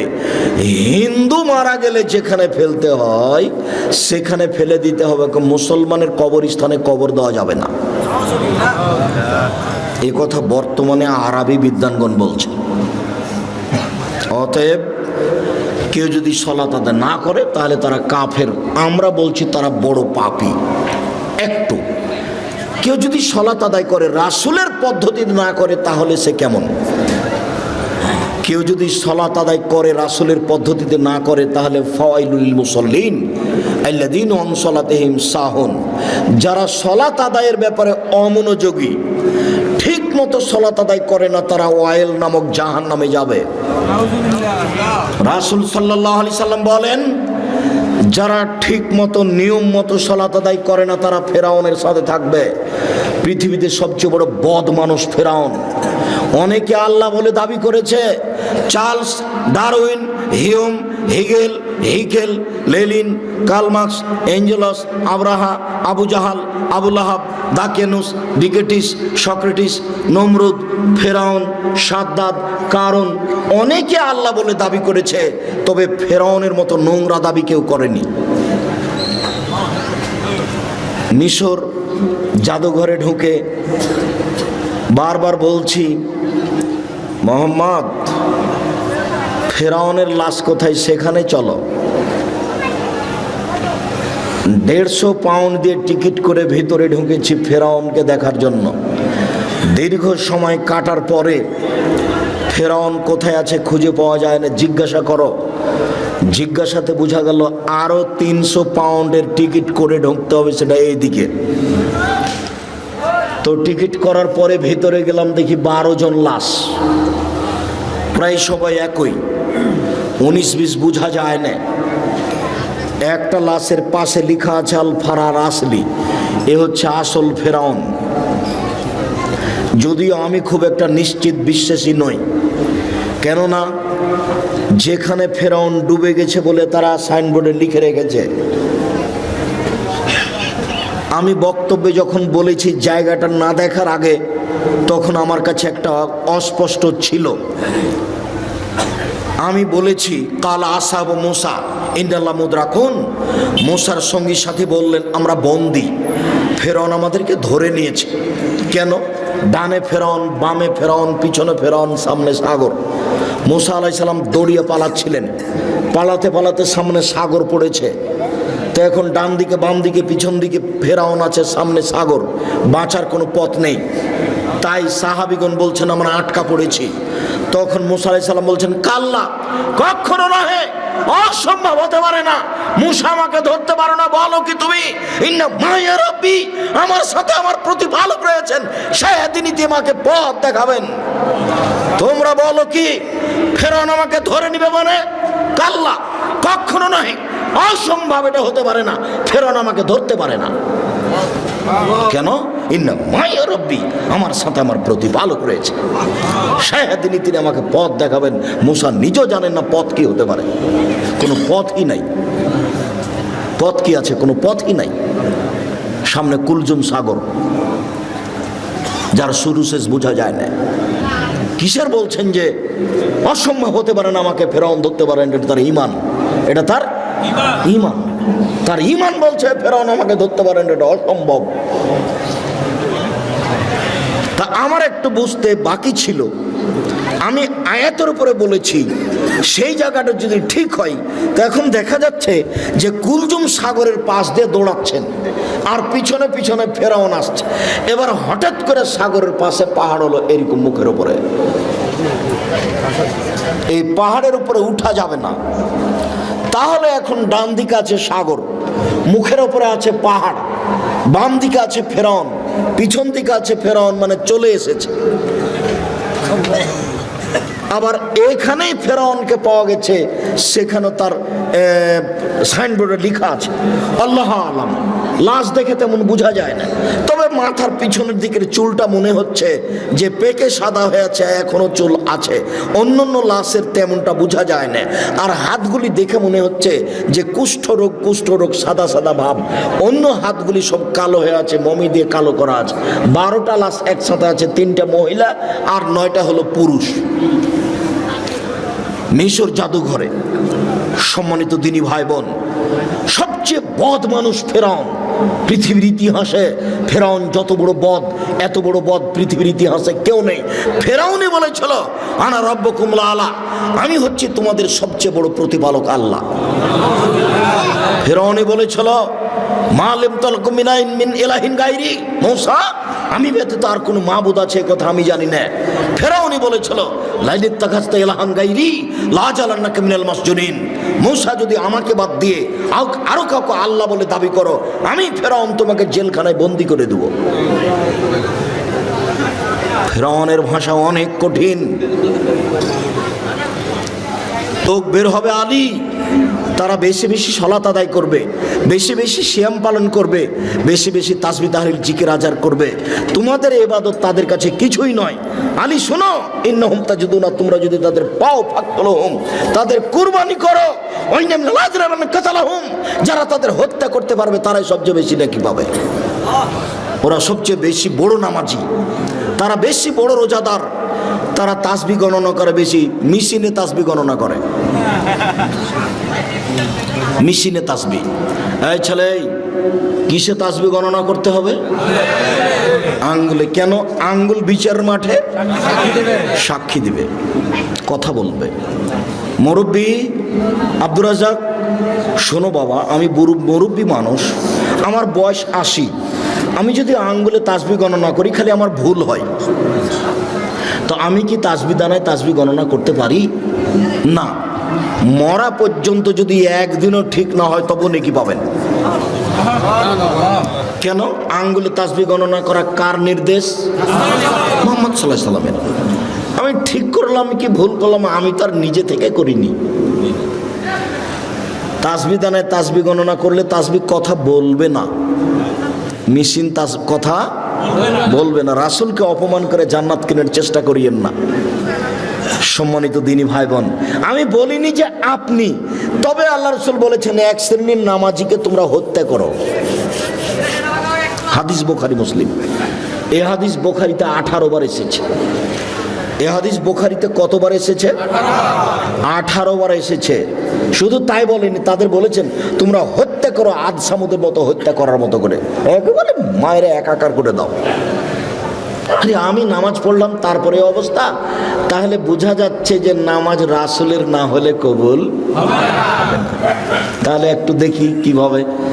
সাল্লু কামা রাআইতুমুনি উসাল্লি, পৃথিবীর মানুষ তোমরা সালাত আদায় করো যেভাবে আমাকে সালাত আদায় করতে দেখছো। তো এখন কি মুহাম্মদ সাল্লাল্লাহু আলাইহি ওয়াসাল্লাম বেঁচে আছেন? তো কিভাবে দেখবেন? হাদিস, ফাজাইল আমল, রিয়াজুস সলিহিন দেখেন, বুখারী দেখেন। বুখারী বললে তো মনটা খারাপ হবে, তো বুখারী থাকা আপাতত আজকের জন্য। আজকের জন্য কি দেখতে বলছি? রিয়াজুস সলিহিন, এটা হাদিসের কিতাব, সবই হাদিস, আর দু একটা করে আয়াত দেওয়া আছে, সবই হাদিস সহিহ। আপনি রিয়াজুস সলিহিনের সালাত দেখেন, 1 মিনিট আল্লাহু আকবার, আল্লাহু আকবার বলার পূর্বে কোনো কথা বলবেন না। নাওয়াইতু নুসাল্লি বললেই চলে গেছেন। মানে আমার একটি কথা জানা থাকলে অন্যকে বলো, বনী ইসরাইলের কাহিনী বলো। কেউ যদি কোনো কথা আমার নামে বলে, সেই কথা যদি আমার না হয় তাহলে তার থাকার জায়গা জাহান্নাম। নয়তো নুসাল্লি আরবা রাকাতিল জোহরে, জোহরের 4 রাকাত সালাতের আমি নিয়ত করছি, মর্মে যদি কোনোদিন নিয়তের দোয়া প্রমাণ হয়ে যায়, আমি আব্দুর রাজ্জাক বিন ইউসুফ নোয়াখালী লক্ষ্মীপুর আসা তো দূরের কথা, আর জাতির সামনে দাঁড়াবই না। আল্লাহর কসম, আল্লাহর কসম, আমি আর কোনোদিন দাঁড়াবো না।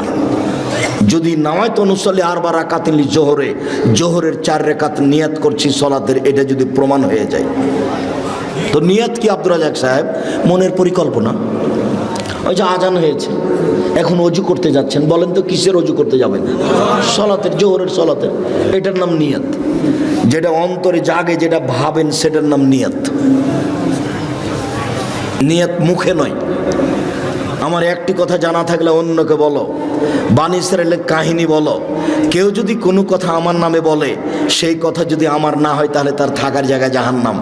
সালাম ফেরার পরে আপনি মাথায় হাত দেন, আমি নিষেধ করিনি। তো যদি মাথায় হাত না দেওয়া থাকে তাহলে কি হবে? আপনি অজু করার সময় কাঁধ মাসা করেন, আমি আপনার কাঁধ মাসা বন্ধ করতে আসিনি, করেন আপনি। কিন্তু মুহাম্মদ সাল্লাল্লাহু আলাইহি সাল্লামের যদি প্রমাণ না হয়ে থাকে কাঁধ মাসা, তাহলে আপনার কি হবে? তাহলে আপনি বিবেচনা করে দেখেন, হুজুরকে বলেন, আপনি তো খুব ভালোবাসেন, আপনারা সমাজের দায়িত্ব পালন করেন, হুজুরকে মাঝে মধ্যে দাওয়াত দেন, খাওয়ারও দেন। বলবেন আগামীকালকে, আহমদ মাওলানা সাহেব আপনাকে আমরা খুব ভালোবাসি, বেশ ভালো মন্দ বাড়িতে হলে আদর করে খাওয়ায় বটে, দয়া করে কাঁধ মাসা করার হাদিসটা উল্লেখ করবেন। আবু হুরায়রা রাদিয়াল্লাহু তাআলা আনহু বলেন, রাসূল সাল্লাল্লাহু আলাইহি সাল্লাম বলেছেন, ওযু করার সময় কাঁধ মাসা করতে হবে। আবু দাউদ হাদিস নাম্বার এত, হাদিসটি সহিহ। সহিহ কেন বলতে হবে? এই জন্য যে আব্দুর রাজ্জাক সাহেব বলেছেন এ দেশে নাকি প্রায় 3 লক্ষ জাল হাদিস আছে। এইটা তো আবার সেটা নয়, এইটা আবার সেটা হলে তো বেকায়দা হয়ে যাবে। ফাজাইলে আমল বইয়ে লেখা আছে যে আদম আলাইহিস সালাম ভারত থেকে 60,000 বার হজ করতে গেছেন। তাহলে 60,000 বার যদি হয়, তাহলে বছরে একবার হজ, তাহলে আদমের বয়স কত? 60,000 বছর। নেন এবার কোন দিক থেকে কোন দিকে লেগে গেছে।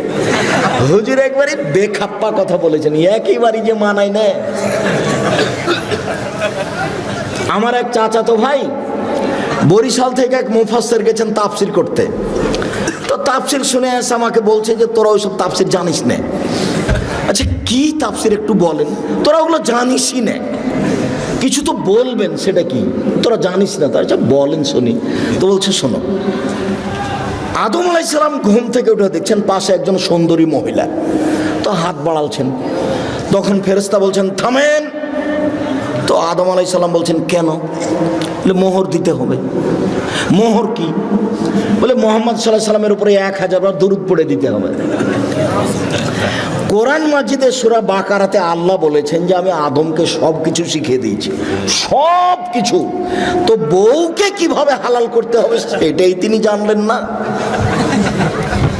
আরে নিজের বউকে হালাল করাই জানলেন না? শুনুন, কিয়ামত পর্যন্ত মুফাসসির সাহেব এই তাফসীর প্রমাণ করতে পারবে না। এদেশে একটা বই পাওয়া যায়, বইয়ের নাম তাফসীর, কি মিথ্যা হতে পারে? মানে জিজ্ঞাসাবোধক নাম, ওই বইয়ে যা তাফসির আছে সবই মিথ্যে। বইয়ের নাম কি? তাফসির কি মিথ্যে হতে পারে? কোনোদিন দেখেছেন বইটা? জি, এইখানে আছে কি না আমি তা জানি না, বাড়িতে থাকতে পারে। বইয়ে যা তাফসির আছে সবই মিথ্যে। আইয়ুব আলাইহিস সালামের শরীরে পোকা হয়নি, ওই কথা মিথ্যে। দাউদ আলাইহিস সালাম কারো স্ত্রীকে দেখে পাগল হননি। এত বড় নবী আর একজনের বউকে দেখে যদি পাগল হয়ে যায় তাহলে নবী নন।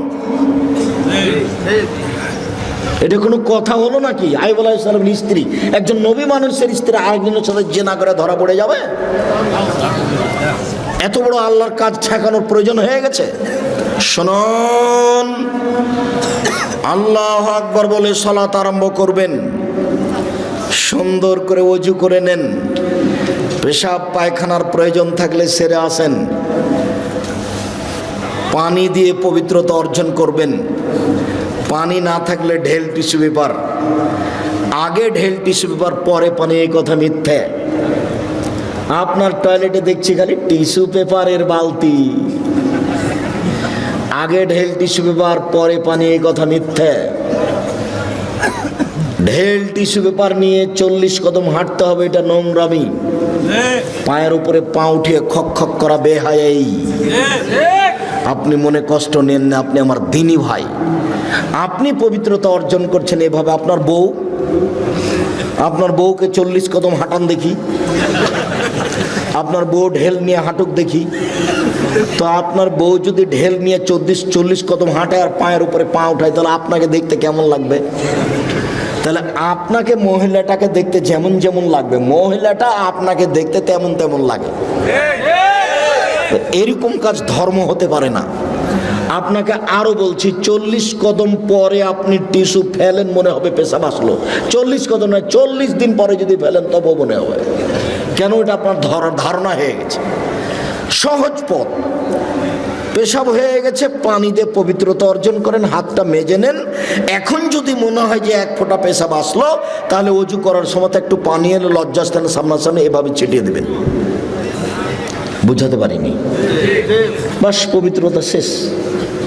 আর ভিতরে এটা ধারণা করতে হবে না। ধারণা করলেই 40 কদম পরে যদি টিস্যু ফেলেন তবু মনে হবে। ওই পথই যায় না, বিপদ। আল্লাহু আকবার। ডান হাতের কবজি বাম হাতের কবজির উপরে রাখবেন। 2 পায়ের গোড়ালি জমা করবেন না। রাজশাহী চাঁপাইনবাবগঞ্জে মহিলা বৈঠকে মহিলারা বলছে, বুবু নামাজে যখন দাঁড়াবা বুবু, তখন 2 পায়ের গোড়ালি জমা করে দিও বুবু। যদি 2 পায়ের গোড়ালি ফাঁকা রাখো বুবু, তাহলে লজ্জা স্থানের যোগাযোগ বুবু মাটির সাথে হবে, মাটি অভিশাপ করবে। বুবুর সব কথাই নাকি বুখারীতে আছে। বলছে, বুবু যখন সিজদা করতে যাবা বুবু, তখন হাতে যেমন মাটিতে পড়ে যায়, তেমন মাটিতে পড়ে গিয়ে আঁটো সাঁটো হয়ে সিজদা করিও বুবু।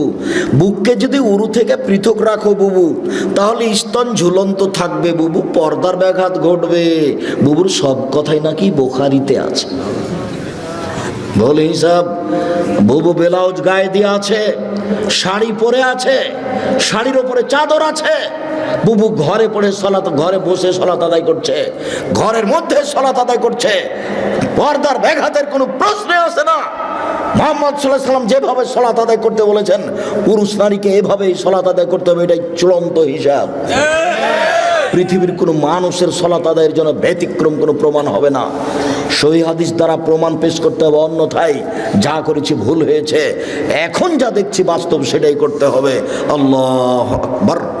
আল্লাহু আকবার বলার সময় এরকম করতে হবে না, আল্লাহু আকবার, এটা চলবে না। আল্লাহু আকবার, এটা চলবে না। আল্লাহু আকবার, এটা চলবে না। তাহলে এটাও চলে না, তাহলে এটাও চলে না, তাহলে এটাও চলে না। তাহলে কি করতে হবে? কাঁধ সামনাসামনি। একাধিক হাদিস দেখেন, কাঁধ সামনাসামনি, আল্লাহু আকবার, কানের লতি সামনাসামনি, একটু উপরে, আল্লাহু আকবার। সামনাসামনি, হাদিসের শব্দ সামনাসামনি। আপনাকে আমি কি দিয়ে বুঝাই? কেন আপনি আঙ্গুলটা এখানে নিয়ে আসলেন?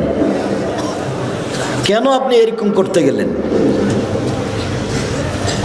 কেন আপনি এরকম করলেন কেন? আল্লাহু আকবার। ডান হাতের কবজি বাম হাতের কবজির উপরে রাখেন, সহিহ হাদিস। বাহুর ওপরে বাহু রাখেন, সহিহ হাদিস। বাহুর ওপরে বাহু রেখে যদি ছেড়ে দেন তাহলে বুক থেকে একটু নিচে যাবে, পেটের ওপরে থাকবে। আর কবজির ওপরে কবজি রেখে বুকের ওপরে রাখেন, 5টা সহিহ হাদিস। কবজির ওপরে কবজি রেখে একেবারে ছেড়ে দেন নাভির নিচে, 3টে জাল ও জয়ীফ হাদিস। আপনাকে আমি মানার জন্য বাধ্য করিনি। তবে কেউ যদি বলে যে নিচেও বাঁধা যাবে, তো তাকে বলবেন যে জীবনে কোনোদিন উপরে কি বেঁধে দেখেছেন? কথা বুঝাতে পারেননি, বলেই দেখেন আপনি। আমি কোনোদিন মাঝহাব নিয়ে আলোচনা করিনি। আমাকে যদি কেউ জিজ্ঞাসা করেছে মাঝহাব মানা যাবে কি, তখন আমি বলেছি বিচারের মাঠে আল্লাহ যদি ইমাম আবু হানিফা রাহিমাহুল্লাহকে বলেন যে তুমি কি কাউকে বলেছিলে যে আমাকে মেনে চলো, তাহলে ইমাম আবু হানিফা যদি বলেন না না না না আমি কাউকে মানতে বলিনি, তাহলে আপনার কি হবে? আমি উত্তরে এইটা বলেছি। আমি মানা যাবে না যাবে এই কথা বলিনি। ওনাকে যদি আল্লাহ জিজ্ঞাসা করেন তো উনি কি বলবেন সেটা। আর আপনাকে আমি বলেছি যে 4টা মাযহাব মানতে হবে, এটা আপনি বলছেন, আর চিরদিনই একটা মানলেন, তো আর একটা আপনার এত বড় শত্রু হলো কেন? আর একটা মেনে দেখলেন না একদিন? তাহলে বোঝা যাচ্ছে যে সংকীর্ণতা ভিতরে বিরাজ করে, যার কারণে আমি দল করতে নিষেধ করি। কোনো দল, কোনো সংগঠন, কোনো কিছু করবেন না। এনারা যারা মঞ্চে বসে আছেন তারা যদি কেউ আওয়ামী লীগ হয় তাহলে বিএনপিকে দেখতে পারেন না, যারা বিএনপি তারা আওয়ামী লীগকে দেখতে পারেন না। এটা হলো দলের প্রতিক্রিয়া। আমি বলেছি যে 2 বোন একসাথে জন্ম নিয়েছে, যমজ, খুবই সুন্দরী, খুবই ভদ্র, নম্র, দেখতেও সুন্দরী, ভালো পড়াশোনা করেছে। তো একজনের বিবাহ হয়েছে আওয়ামী লীগ লোকের সাথে, একজনের বিবাহ হয়েছে বিএনপির লোকের সাথে। তারা এখন কথা বলে না। এটা কি হলো? এটা হলো প্রতিক্রিয়া। এটা হলো প্রতিক্রিয়া। এটা হলো সংকীর্ণতা। যেহেনটা খালি রাখেন শুধুমাত্র আল্লাহ এবং আল্লাহ রাসূলের কথা মানব, তখন সব সহজ। আমি আমার জীবনে কোনোদিন বলিনি যে আপনি আমি যেটা বলছি সেটা মানেন। আমি বলেছি আমি যেটা বলছি সেটা সত্য। তবে মানুষ এসে যদি আমার কোনো জায়গাতে ভুল দেখা যায় তাহলে আমি ছেড়ে দিতে বাধ্য থাকবো। আমি তার ফেরেশতা নই। আল্লাহু আকবার। হাত বেঁধে সানা সুবহানাকা আল্লাহুম্মা ওয়া বিহামদিকা ওয়া তাবারাকা ইসমুকা ওয়া তাআলা জাদ্দুকা লা ইলাহা গায়রুক বলতে পারেন। আল্লাহুম্মা বা'id বাইনি ওয়া বাইনা খাতায়ায়া কামা বা'আদতা বাইনাল মাশরিক ওয়াল মাগরিব। খুব গুরুত্বপূর্ণ দোয়া বলতে পারেন। আউযু বিল্লাহি মিনাশ শাইতানির রাজিম। বিসমিল্লাহির রহমানির রহিম। আলহামদুলিল্লাহি রাব্বিল আলামিন। বিশ্ব জগতের প্রতিপালকের প্রশংসা। আর রহমানির রহিম, তিনি হচ্ছেন পরম দাতা দয়ালু। মালিক ইয়াউমিদ্দিন, তিনি হচ্ছেন বিচার দিনের মালিক। ইয়াকা না'বুদু, একমাত্র তোমার ইবাদত করি। ওয়া ইয়াকা নাস্তাইন, একমাত্র তোমার কাছে সাহায্য চাই। ইহদিনাস সিরাতাল মুস্তাকিম, তুমি আমাকে সোজা পথ দেখাও। সিরাতাল লাযিনা আন'আমতা আলাইহিম, ওই পথ তুমি দেখাবে যাদের ভালোবেসেছো। গায়রিল মাগদুবি আলাইহিম ওয়ালাদ দাল্লিন, ওদের পথ দেখাও না যারা ভ্রান্ত। যাদের উপরে তুমি অসন্তুষ্ট হয়েছ তাদের পথ তুমি দেখাও না। আমিন। দীর্ঘ সময় ধরে তোমার দরবারে যে প্রার্থনা করলাম সেই প্রার্থনা তুমি কবুল করো। মনে রাখবেন সম্মানিত দিনী ভাই বোন, দুয়ার জগতে সবচেয়ে ব্যতিক্রম দোয়া হলো সূরা ফাতিহা। আমার বুঝে, আমি যেটুকু ভাঙাচোরা কোরআন হাদিস বুঝি, তাতে সূরা ফাতিহার চেয়ে পৃথিবীতে দামি কোনো দোয়া নেই। আর একটা মনে রাখবেন, খুব প্রশংসা প্রিয়, খালি আলহামদুলিল্লাহ বললেই খুশি। আলহামদুলিল্লাহ।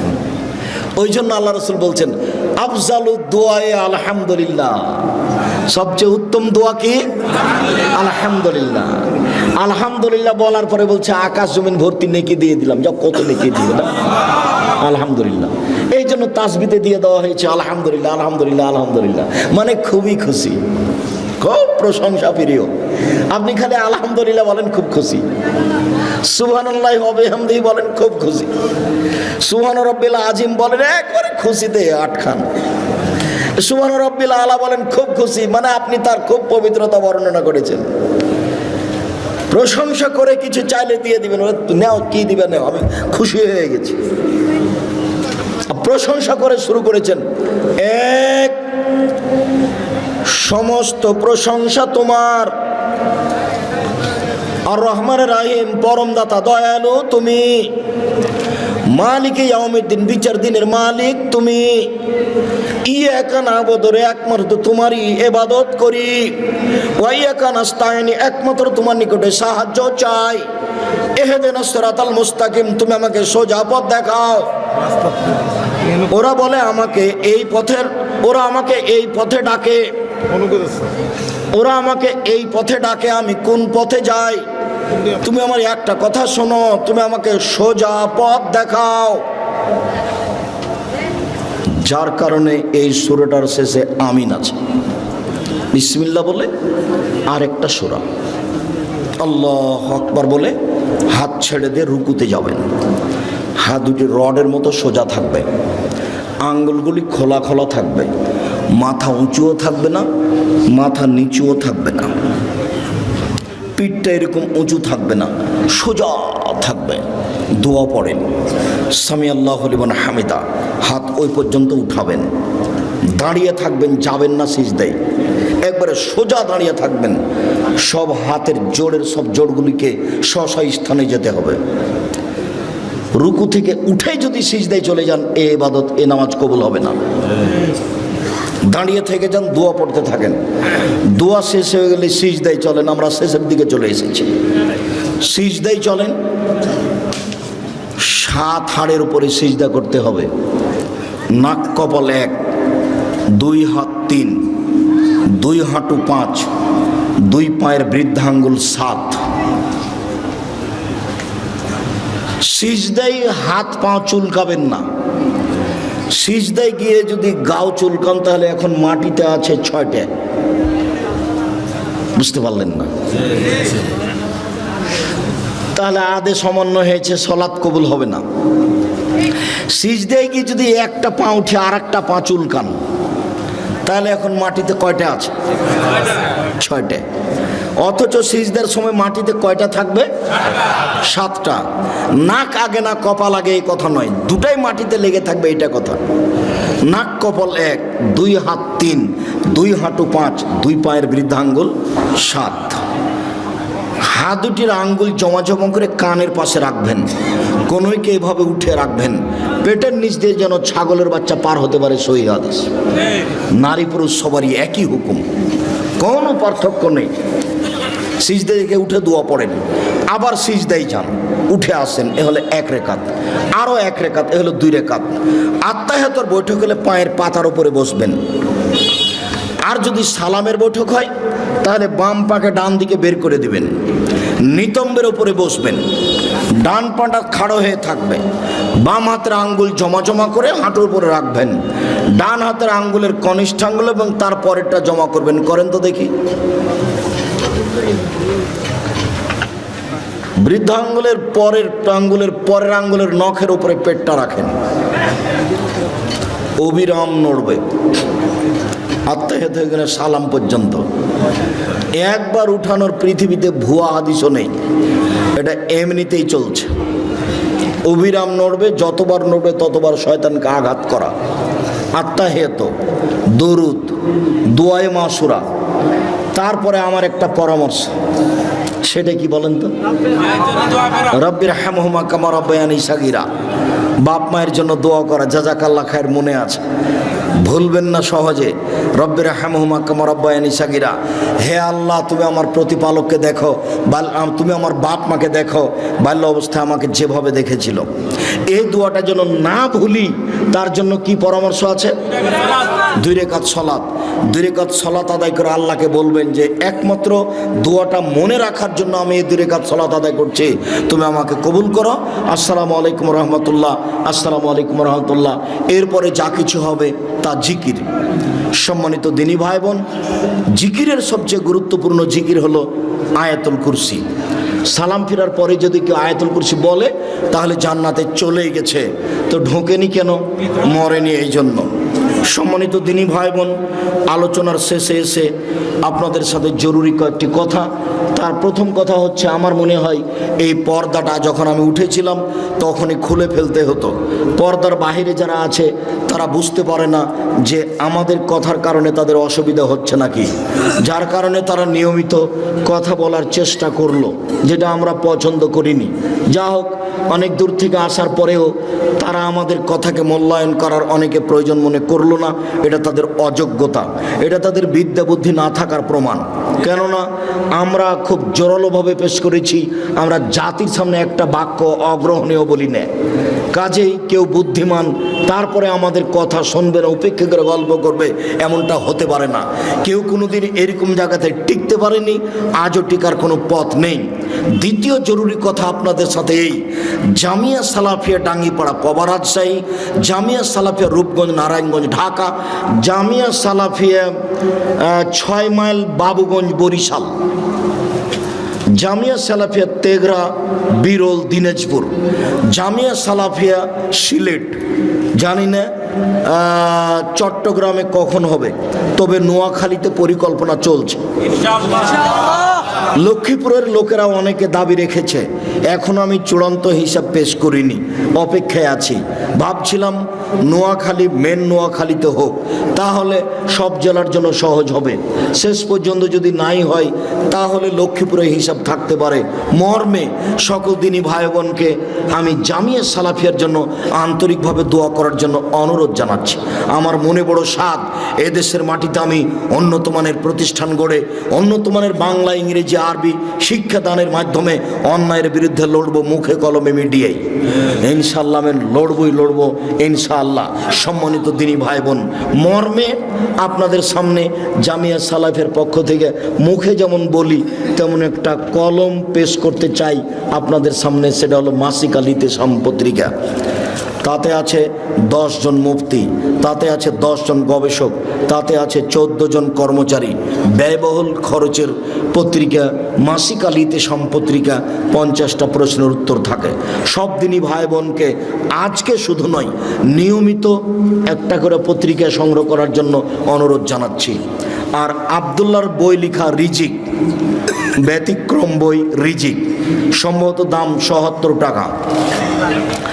আপনার রুজিতে বরকত হয় না কেন, বা রুজি বেশি হবে কি করে? হাদিস ভিত্তিক অনেক দলিল পেশ করেছে আবদুল্লাহ, বইয়ের নাম রিজিক। আবদুল্লাহর বইটা যদি থাকে মিন্নাতুল বারি আছে কিনা আমি জানি না। বাংলার ব্যতিক্রম ব্যাখ্যা মিন্নাতুল বারি, আরবি ভাষাতে এমানের ব্যাখ্যা বের হয়েছে তা আমার জানা নাই। এই হিসাবে ব্যতিক্রম বুখারীর ব্যাখ্যা মিন্নাতুল বারি। আমি খাকসার, আমার তেমন কিছু নেই আজকে, তবু তাওজিহুল কোরআন তাফসির, ব্যতিক্রম পদ্ধতিতে তাফসির লেখা আছে তাওজিহুল কোরআন। তাওজিহুল কোরআন আর দুয়ার বই, প্রায় 40টি সহিহ হাদিস আছে হাত তুলে দোয়া করার, কিছু জয়ীফ হাদিস আছে, 16টি স্থান আছে কোথায় কোথায় হাত তুলে দোয়া করতে হবে। আপনারা বইগুলি সংগ্রহ করতে থাকেন, আর কয়েকটা জিজ্ঞাসা আমি দিই, জিজ্ঞাসাও শেষ হবে, আপনাদের আলোচনা শেষ হবে। সকল দিনই ভাই বোনকে বইগুলি সংগ্রহ করার অনুরোধ জানিয়ে, প্রশ্নের উত্তরগুলি সাধারণভাবে শোনার অনুরোধ জানিয়ে আপাতত শেষের দিকে আসছি। ঋণের বিষয়ে রাসূল সাল্লাল্লাহু আলাইহি ওয়াসাল্লাম কি বলেছেন? রাসূল সাল্লাল্লাহু আলাইহি ওয়াসাল্লাম বলেছেন, ঋণের পাপ পরিশোধ না করলে ক্ষমা হবে না। মানুষ যদি শহীদ হয়ে যায় তবুও ঋণের পাপ ক্ষমা হবে না।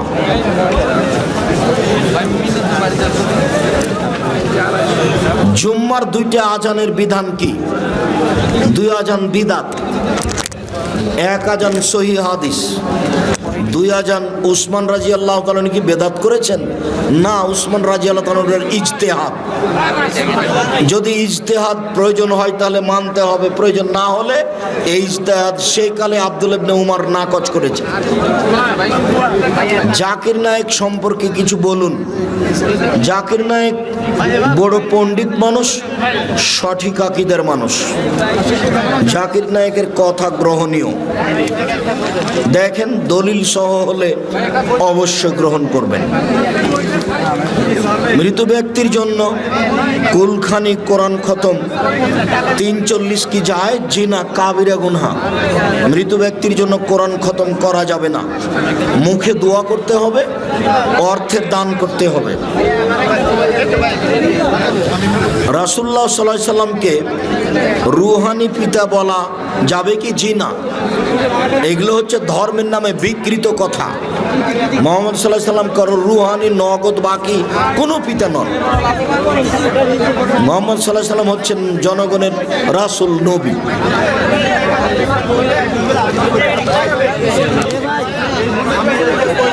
আমি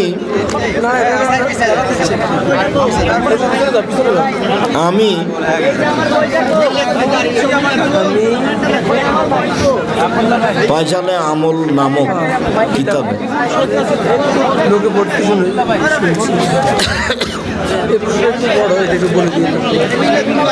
প্রিয় শায়েখ, আমার প্রশ্নটা একটু ঝামেলার। আপনার নিকট অনুরোধ, একটু বিস্তারিত ভেঙে উত্তর দিবেন। বিদ্যুতের খুঁটি থেকে অবৈধভাবে বিদ্যুৎ ব্যবহার করেছি। এখন বুঝতে পারলাম জনগণের সম্পদ নষ্ট করেছি। এখন আমি যে পরিমাণ বিদ্যুৎ আনুমানিক ব্যবহার করেছি, এখন তার মূল্য থেকে কিছু বাড়তি টাকা বিদ্যুৎ অফিসে জিএম বরাবর পরিশোধ করি বিদ্যুতের উন্নয়নের কাজে লাগানোর জন্য, তাহলে আমি কি জনগণের ঋণ মুক্ত হব? আপনি বিদ্যুৎ অন্যায়ভাবে ব্যবহার করেছেন এটা বলতে চায়েন না। আপনি এই কথা গোপন রেখেই কিছু পরিমাণ টাকা বিদ্যুৎ খাতে দিয়ে দেন, যে আমি এই টাকাটা দিয়ে দিলাম, বিদ্যুৎ খাতে আপনারা ব্যবহার করবেন। হাদিস, মানুষের বানানো হাদিস। জিকির করলে যদি পাগল বলে মানুষে, তাহলে পাগল হয়ে গেছে, ও জিকির করবে কি? ও নিজেই জানে না আমি কি বলছি। আর চিৎকার করে জিকির করা যাবে না, এটা বিদআত। চুপে চুপে জিকির হতে হবে। আসসালামু আলাইকুম শায়েখ, আপনার মতে মিজানুর রহমান আজহারি কেমন আলোচক? কোরআন মাজিদে নামাজ, রোজার মতো জিহাদের কথা বলেছে প্রায় 500 বারের মতো, কিন্তু আপনি বলেছেন রাষ্ট্রের অনুমতি ছাড়া জেহাদ হারাম, জেহাদ করা যাবে না বলেছি। তাহলে বর্তমান প্রেক্ষাপটে আমার কিভাবে জেহাদ করব? তুমি করবা না।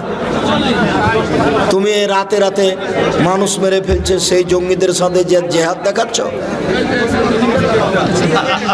তুমি কে বড় লাভবান বই পড়ো, কে বড় লাভবান বইয়ের উপরে তোমার অনীহা থাকা ঠিক নয়। আর তুমি যদি তোমার নেতার কথা বলো, তাহলে আমি তোমার নেতাকে 3 যুগ পড়াতে চেয়েছি। কথা আমাকে ফিরিয়ে নিতে হবে না। তুমি যেসব জেহাদের আয়াতের কথা বলছো সেগুলো আমরা জানি না। আমি জেহাদের বিস্তারিত আলোচনা করেছি কে বড় লাভবান বই। সে হাদিস আমাদের জানা নাই, মুখস্থ নেই। ভুল বুঝিও না, জাতিকে ক্ষতির দিকে ঠেলে দিও না। সিগারেট জর্দা খেলে কি নামাজ হবে? জি না। সিগারেট জর্দা নেশাদার দ্রব্য। কেউ যদি বলে যে জর্দা বিড়ি যে নেশাদার দ্রব্য, তার প্রমাণ কি? ওটা কি হাদিস বইয়ে আছে? বিড়ি সিগারেট হাদিস বইয়ে নেই, কোরআনেও নেই। তা আল্লাহ নবী বলেছেন একটা বাক্য, যেটা সৌদি আরব, কুয়েত, কাতার, বাংলাদেশ, জর্ডান, আমেরিকা, লন্ডন, পৃথিবীর সব জায়গায় চলবে। সেটা কি? আল্লাহ রাসূল বলেছেন, মাস কারা কাসির ফাকালিলহু হারাম। যে জিনিস বেশি খেলে বিবেকের ক্ষতি হবে তার কমও হারাম। তো আপনি যে লোকটা বিড়ি খায় তাকে এখন হাফ কেজি জর্দা খাওয়াইয়া দেন, না হয় 1 কেজি খাওয়ান। 1 কেজি জর্দা খাওয়ানোর পরে যদি তার বিবেকের ক্ষতি হয়, তাহলে জর্দার একটা কণাও হারাম। এমন এক বাক্য আল্লাহ নবী বলেছেন যেটা সারা পৃথিবীতে চলবে। অতএব বিড়ি, তামাক, জর্দা, সিগারেট গুল নেশাদার দ্রব্য, তার ব্যবসা হারাম, তা খাওয়া হারাম, তা খেলে ইবাদত কবুল হবে না, এটা চূড়ান্ত। আমি আব্দুর রাজ্জাক বিন ইউসুফ, এই বিষয়ে আমাকে পুনরায় ভাবতে হবে না। নামাজের পরে সম্মিলিত মোনাজাতের কেন বিধান আছে কি? নামাজের পরে সম্মিলিত মোনাজাত বিদআত। হাত তুলে দোয়া করার প্রমাণে প্রায় 42টি সহিহ হাদিস আছে। হাত তুলে দোয়া করার প্রমাণে 36টি হাদিস বুখারী মুসলিমে আছে। আবু দাউদে একটা হাদিস আছে, হাত তুলে দোয়া করলে আল্লাহ খালি হাত ফিরিয়ে দিতে লজ্জা পান। ইবাদতের মধ্যে একটা গুরুত্বপূর্ণ ইবাদত হাত তুলে দোয়া করা। হাত তুলে দোয়া করা ব্যক্তিগত ব্যাপার, এখন করেন, যখন ইচ্ছে তখন করেন। সবাই মিলে করলে পানি চাইতে গিয়ে করতে হবে ইস্তিসকা উল্টা হাতে,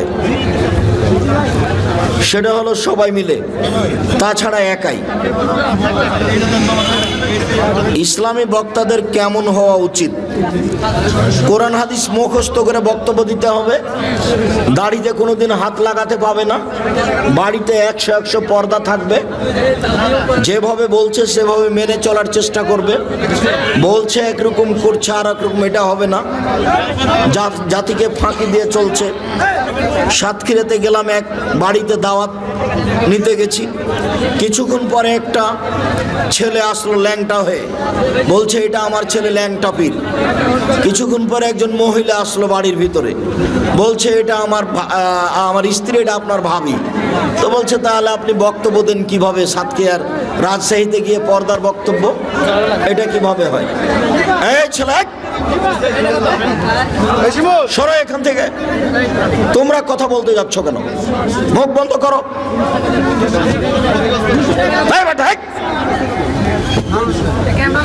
মুখ বন্ধ করো বেটা, মুখ খুলতে পাবো না।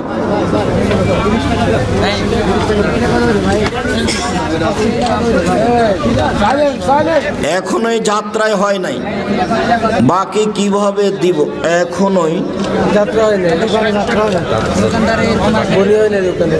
মানে কি? দোকান খুলছে, এখনো বেচা বিক্রি হয়নি। এখন একজন আছে বাকি দিন। এখন ও আচ্ছা আচ্ছা, সকালে বাকি দেওয়া যাবে না, রাতে বাকি দেওয়া যাবে না, এগুলো সেরেকি কথা। বললেই সেরেক হবে, দিয়ে দেন বরকত হবে।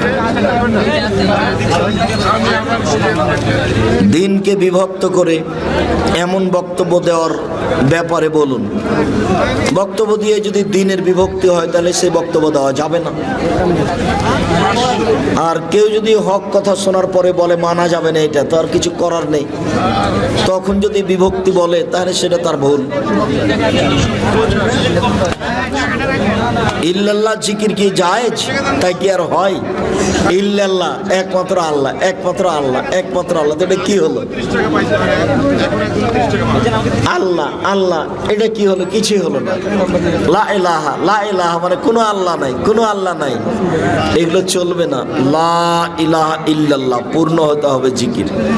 তবু চুপে। আপনারা জামিয়া সালাফের মুখপাত্র মাসিক আল ইতিসাম পত্রিকার সাথে যোগাযোগ রাখবেন সবাই। 20 টাকা 25 টাকা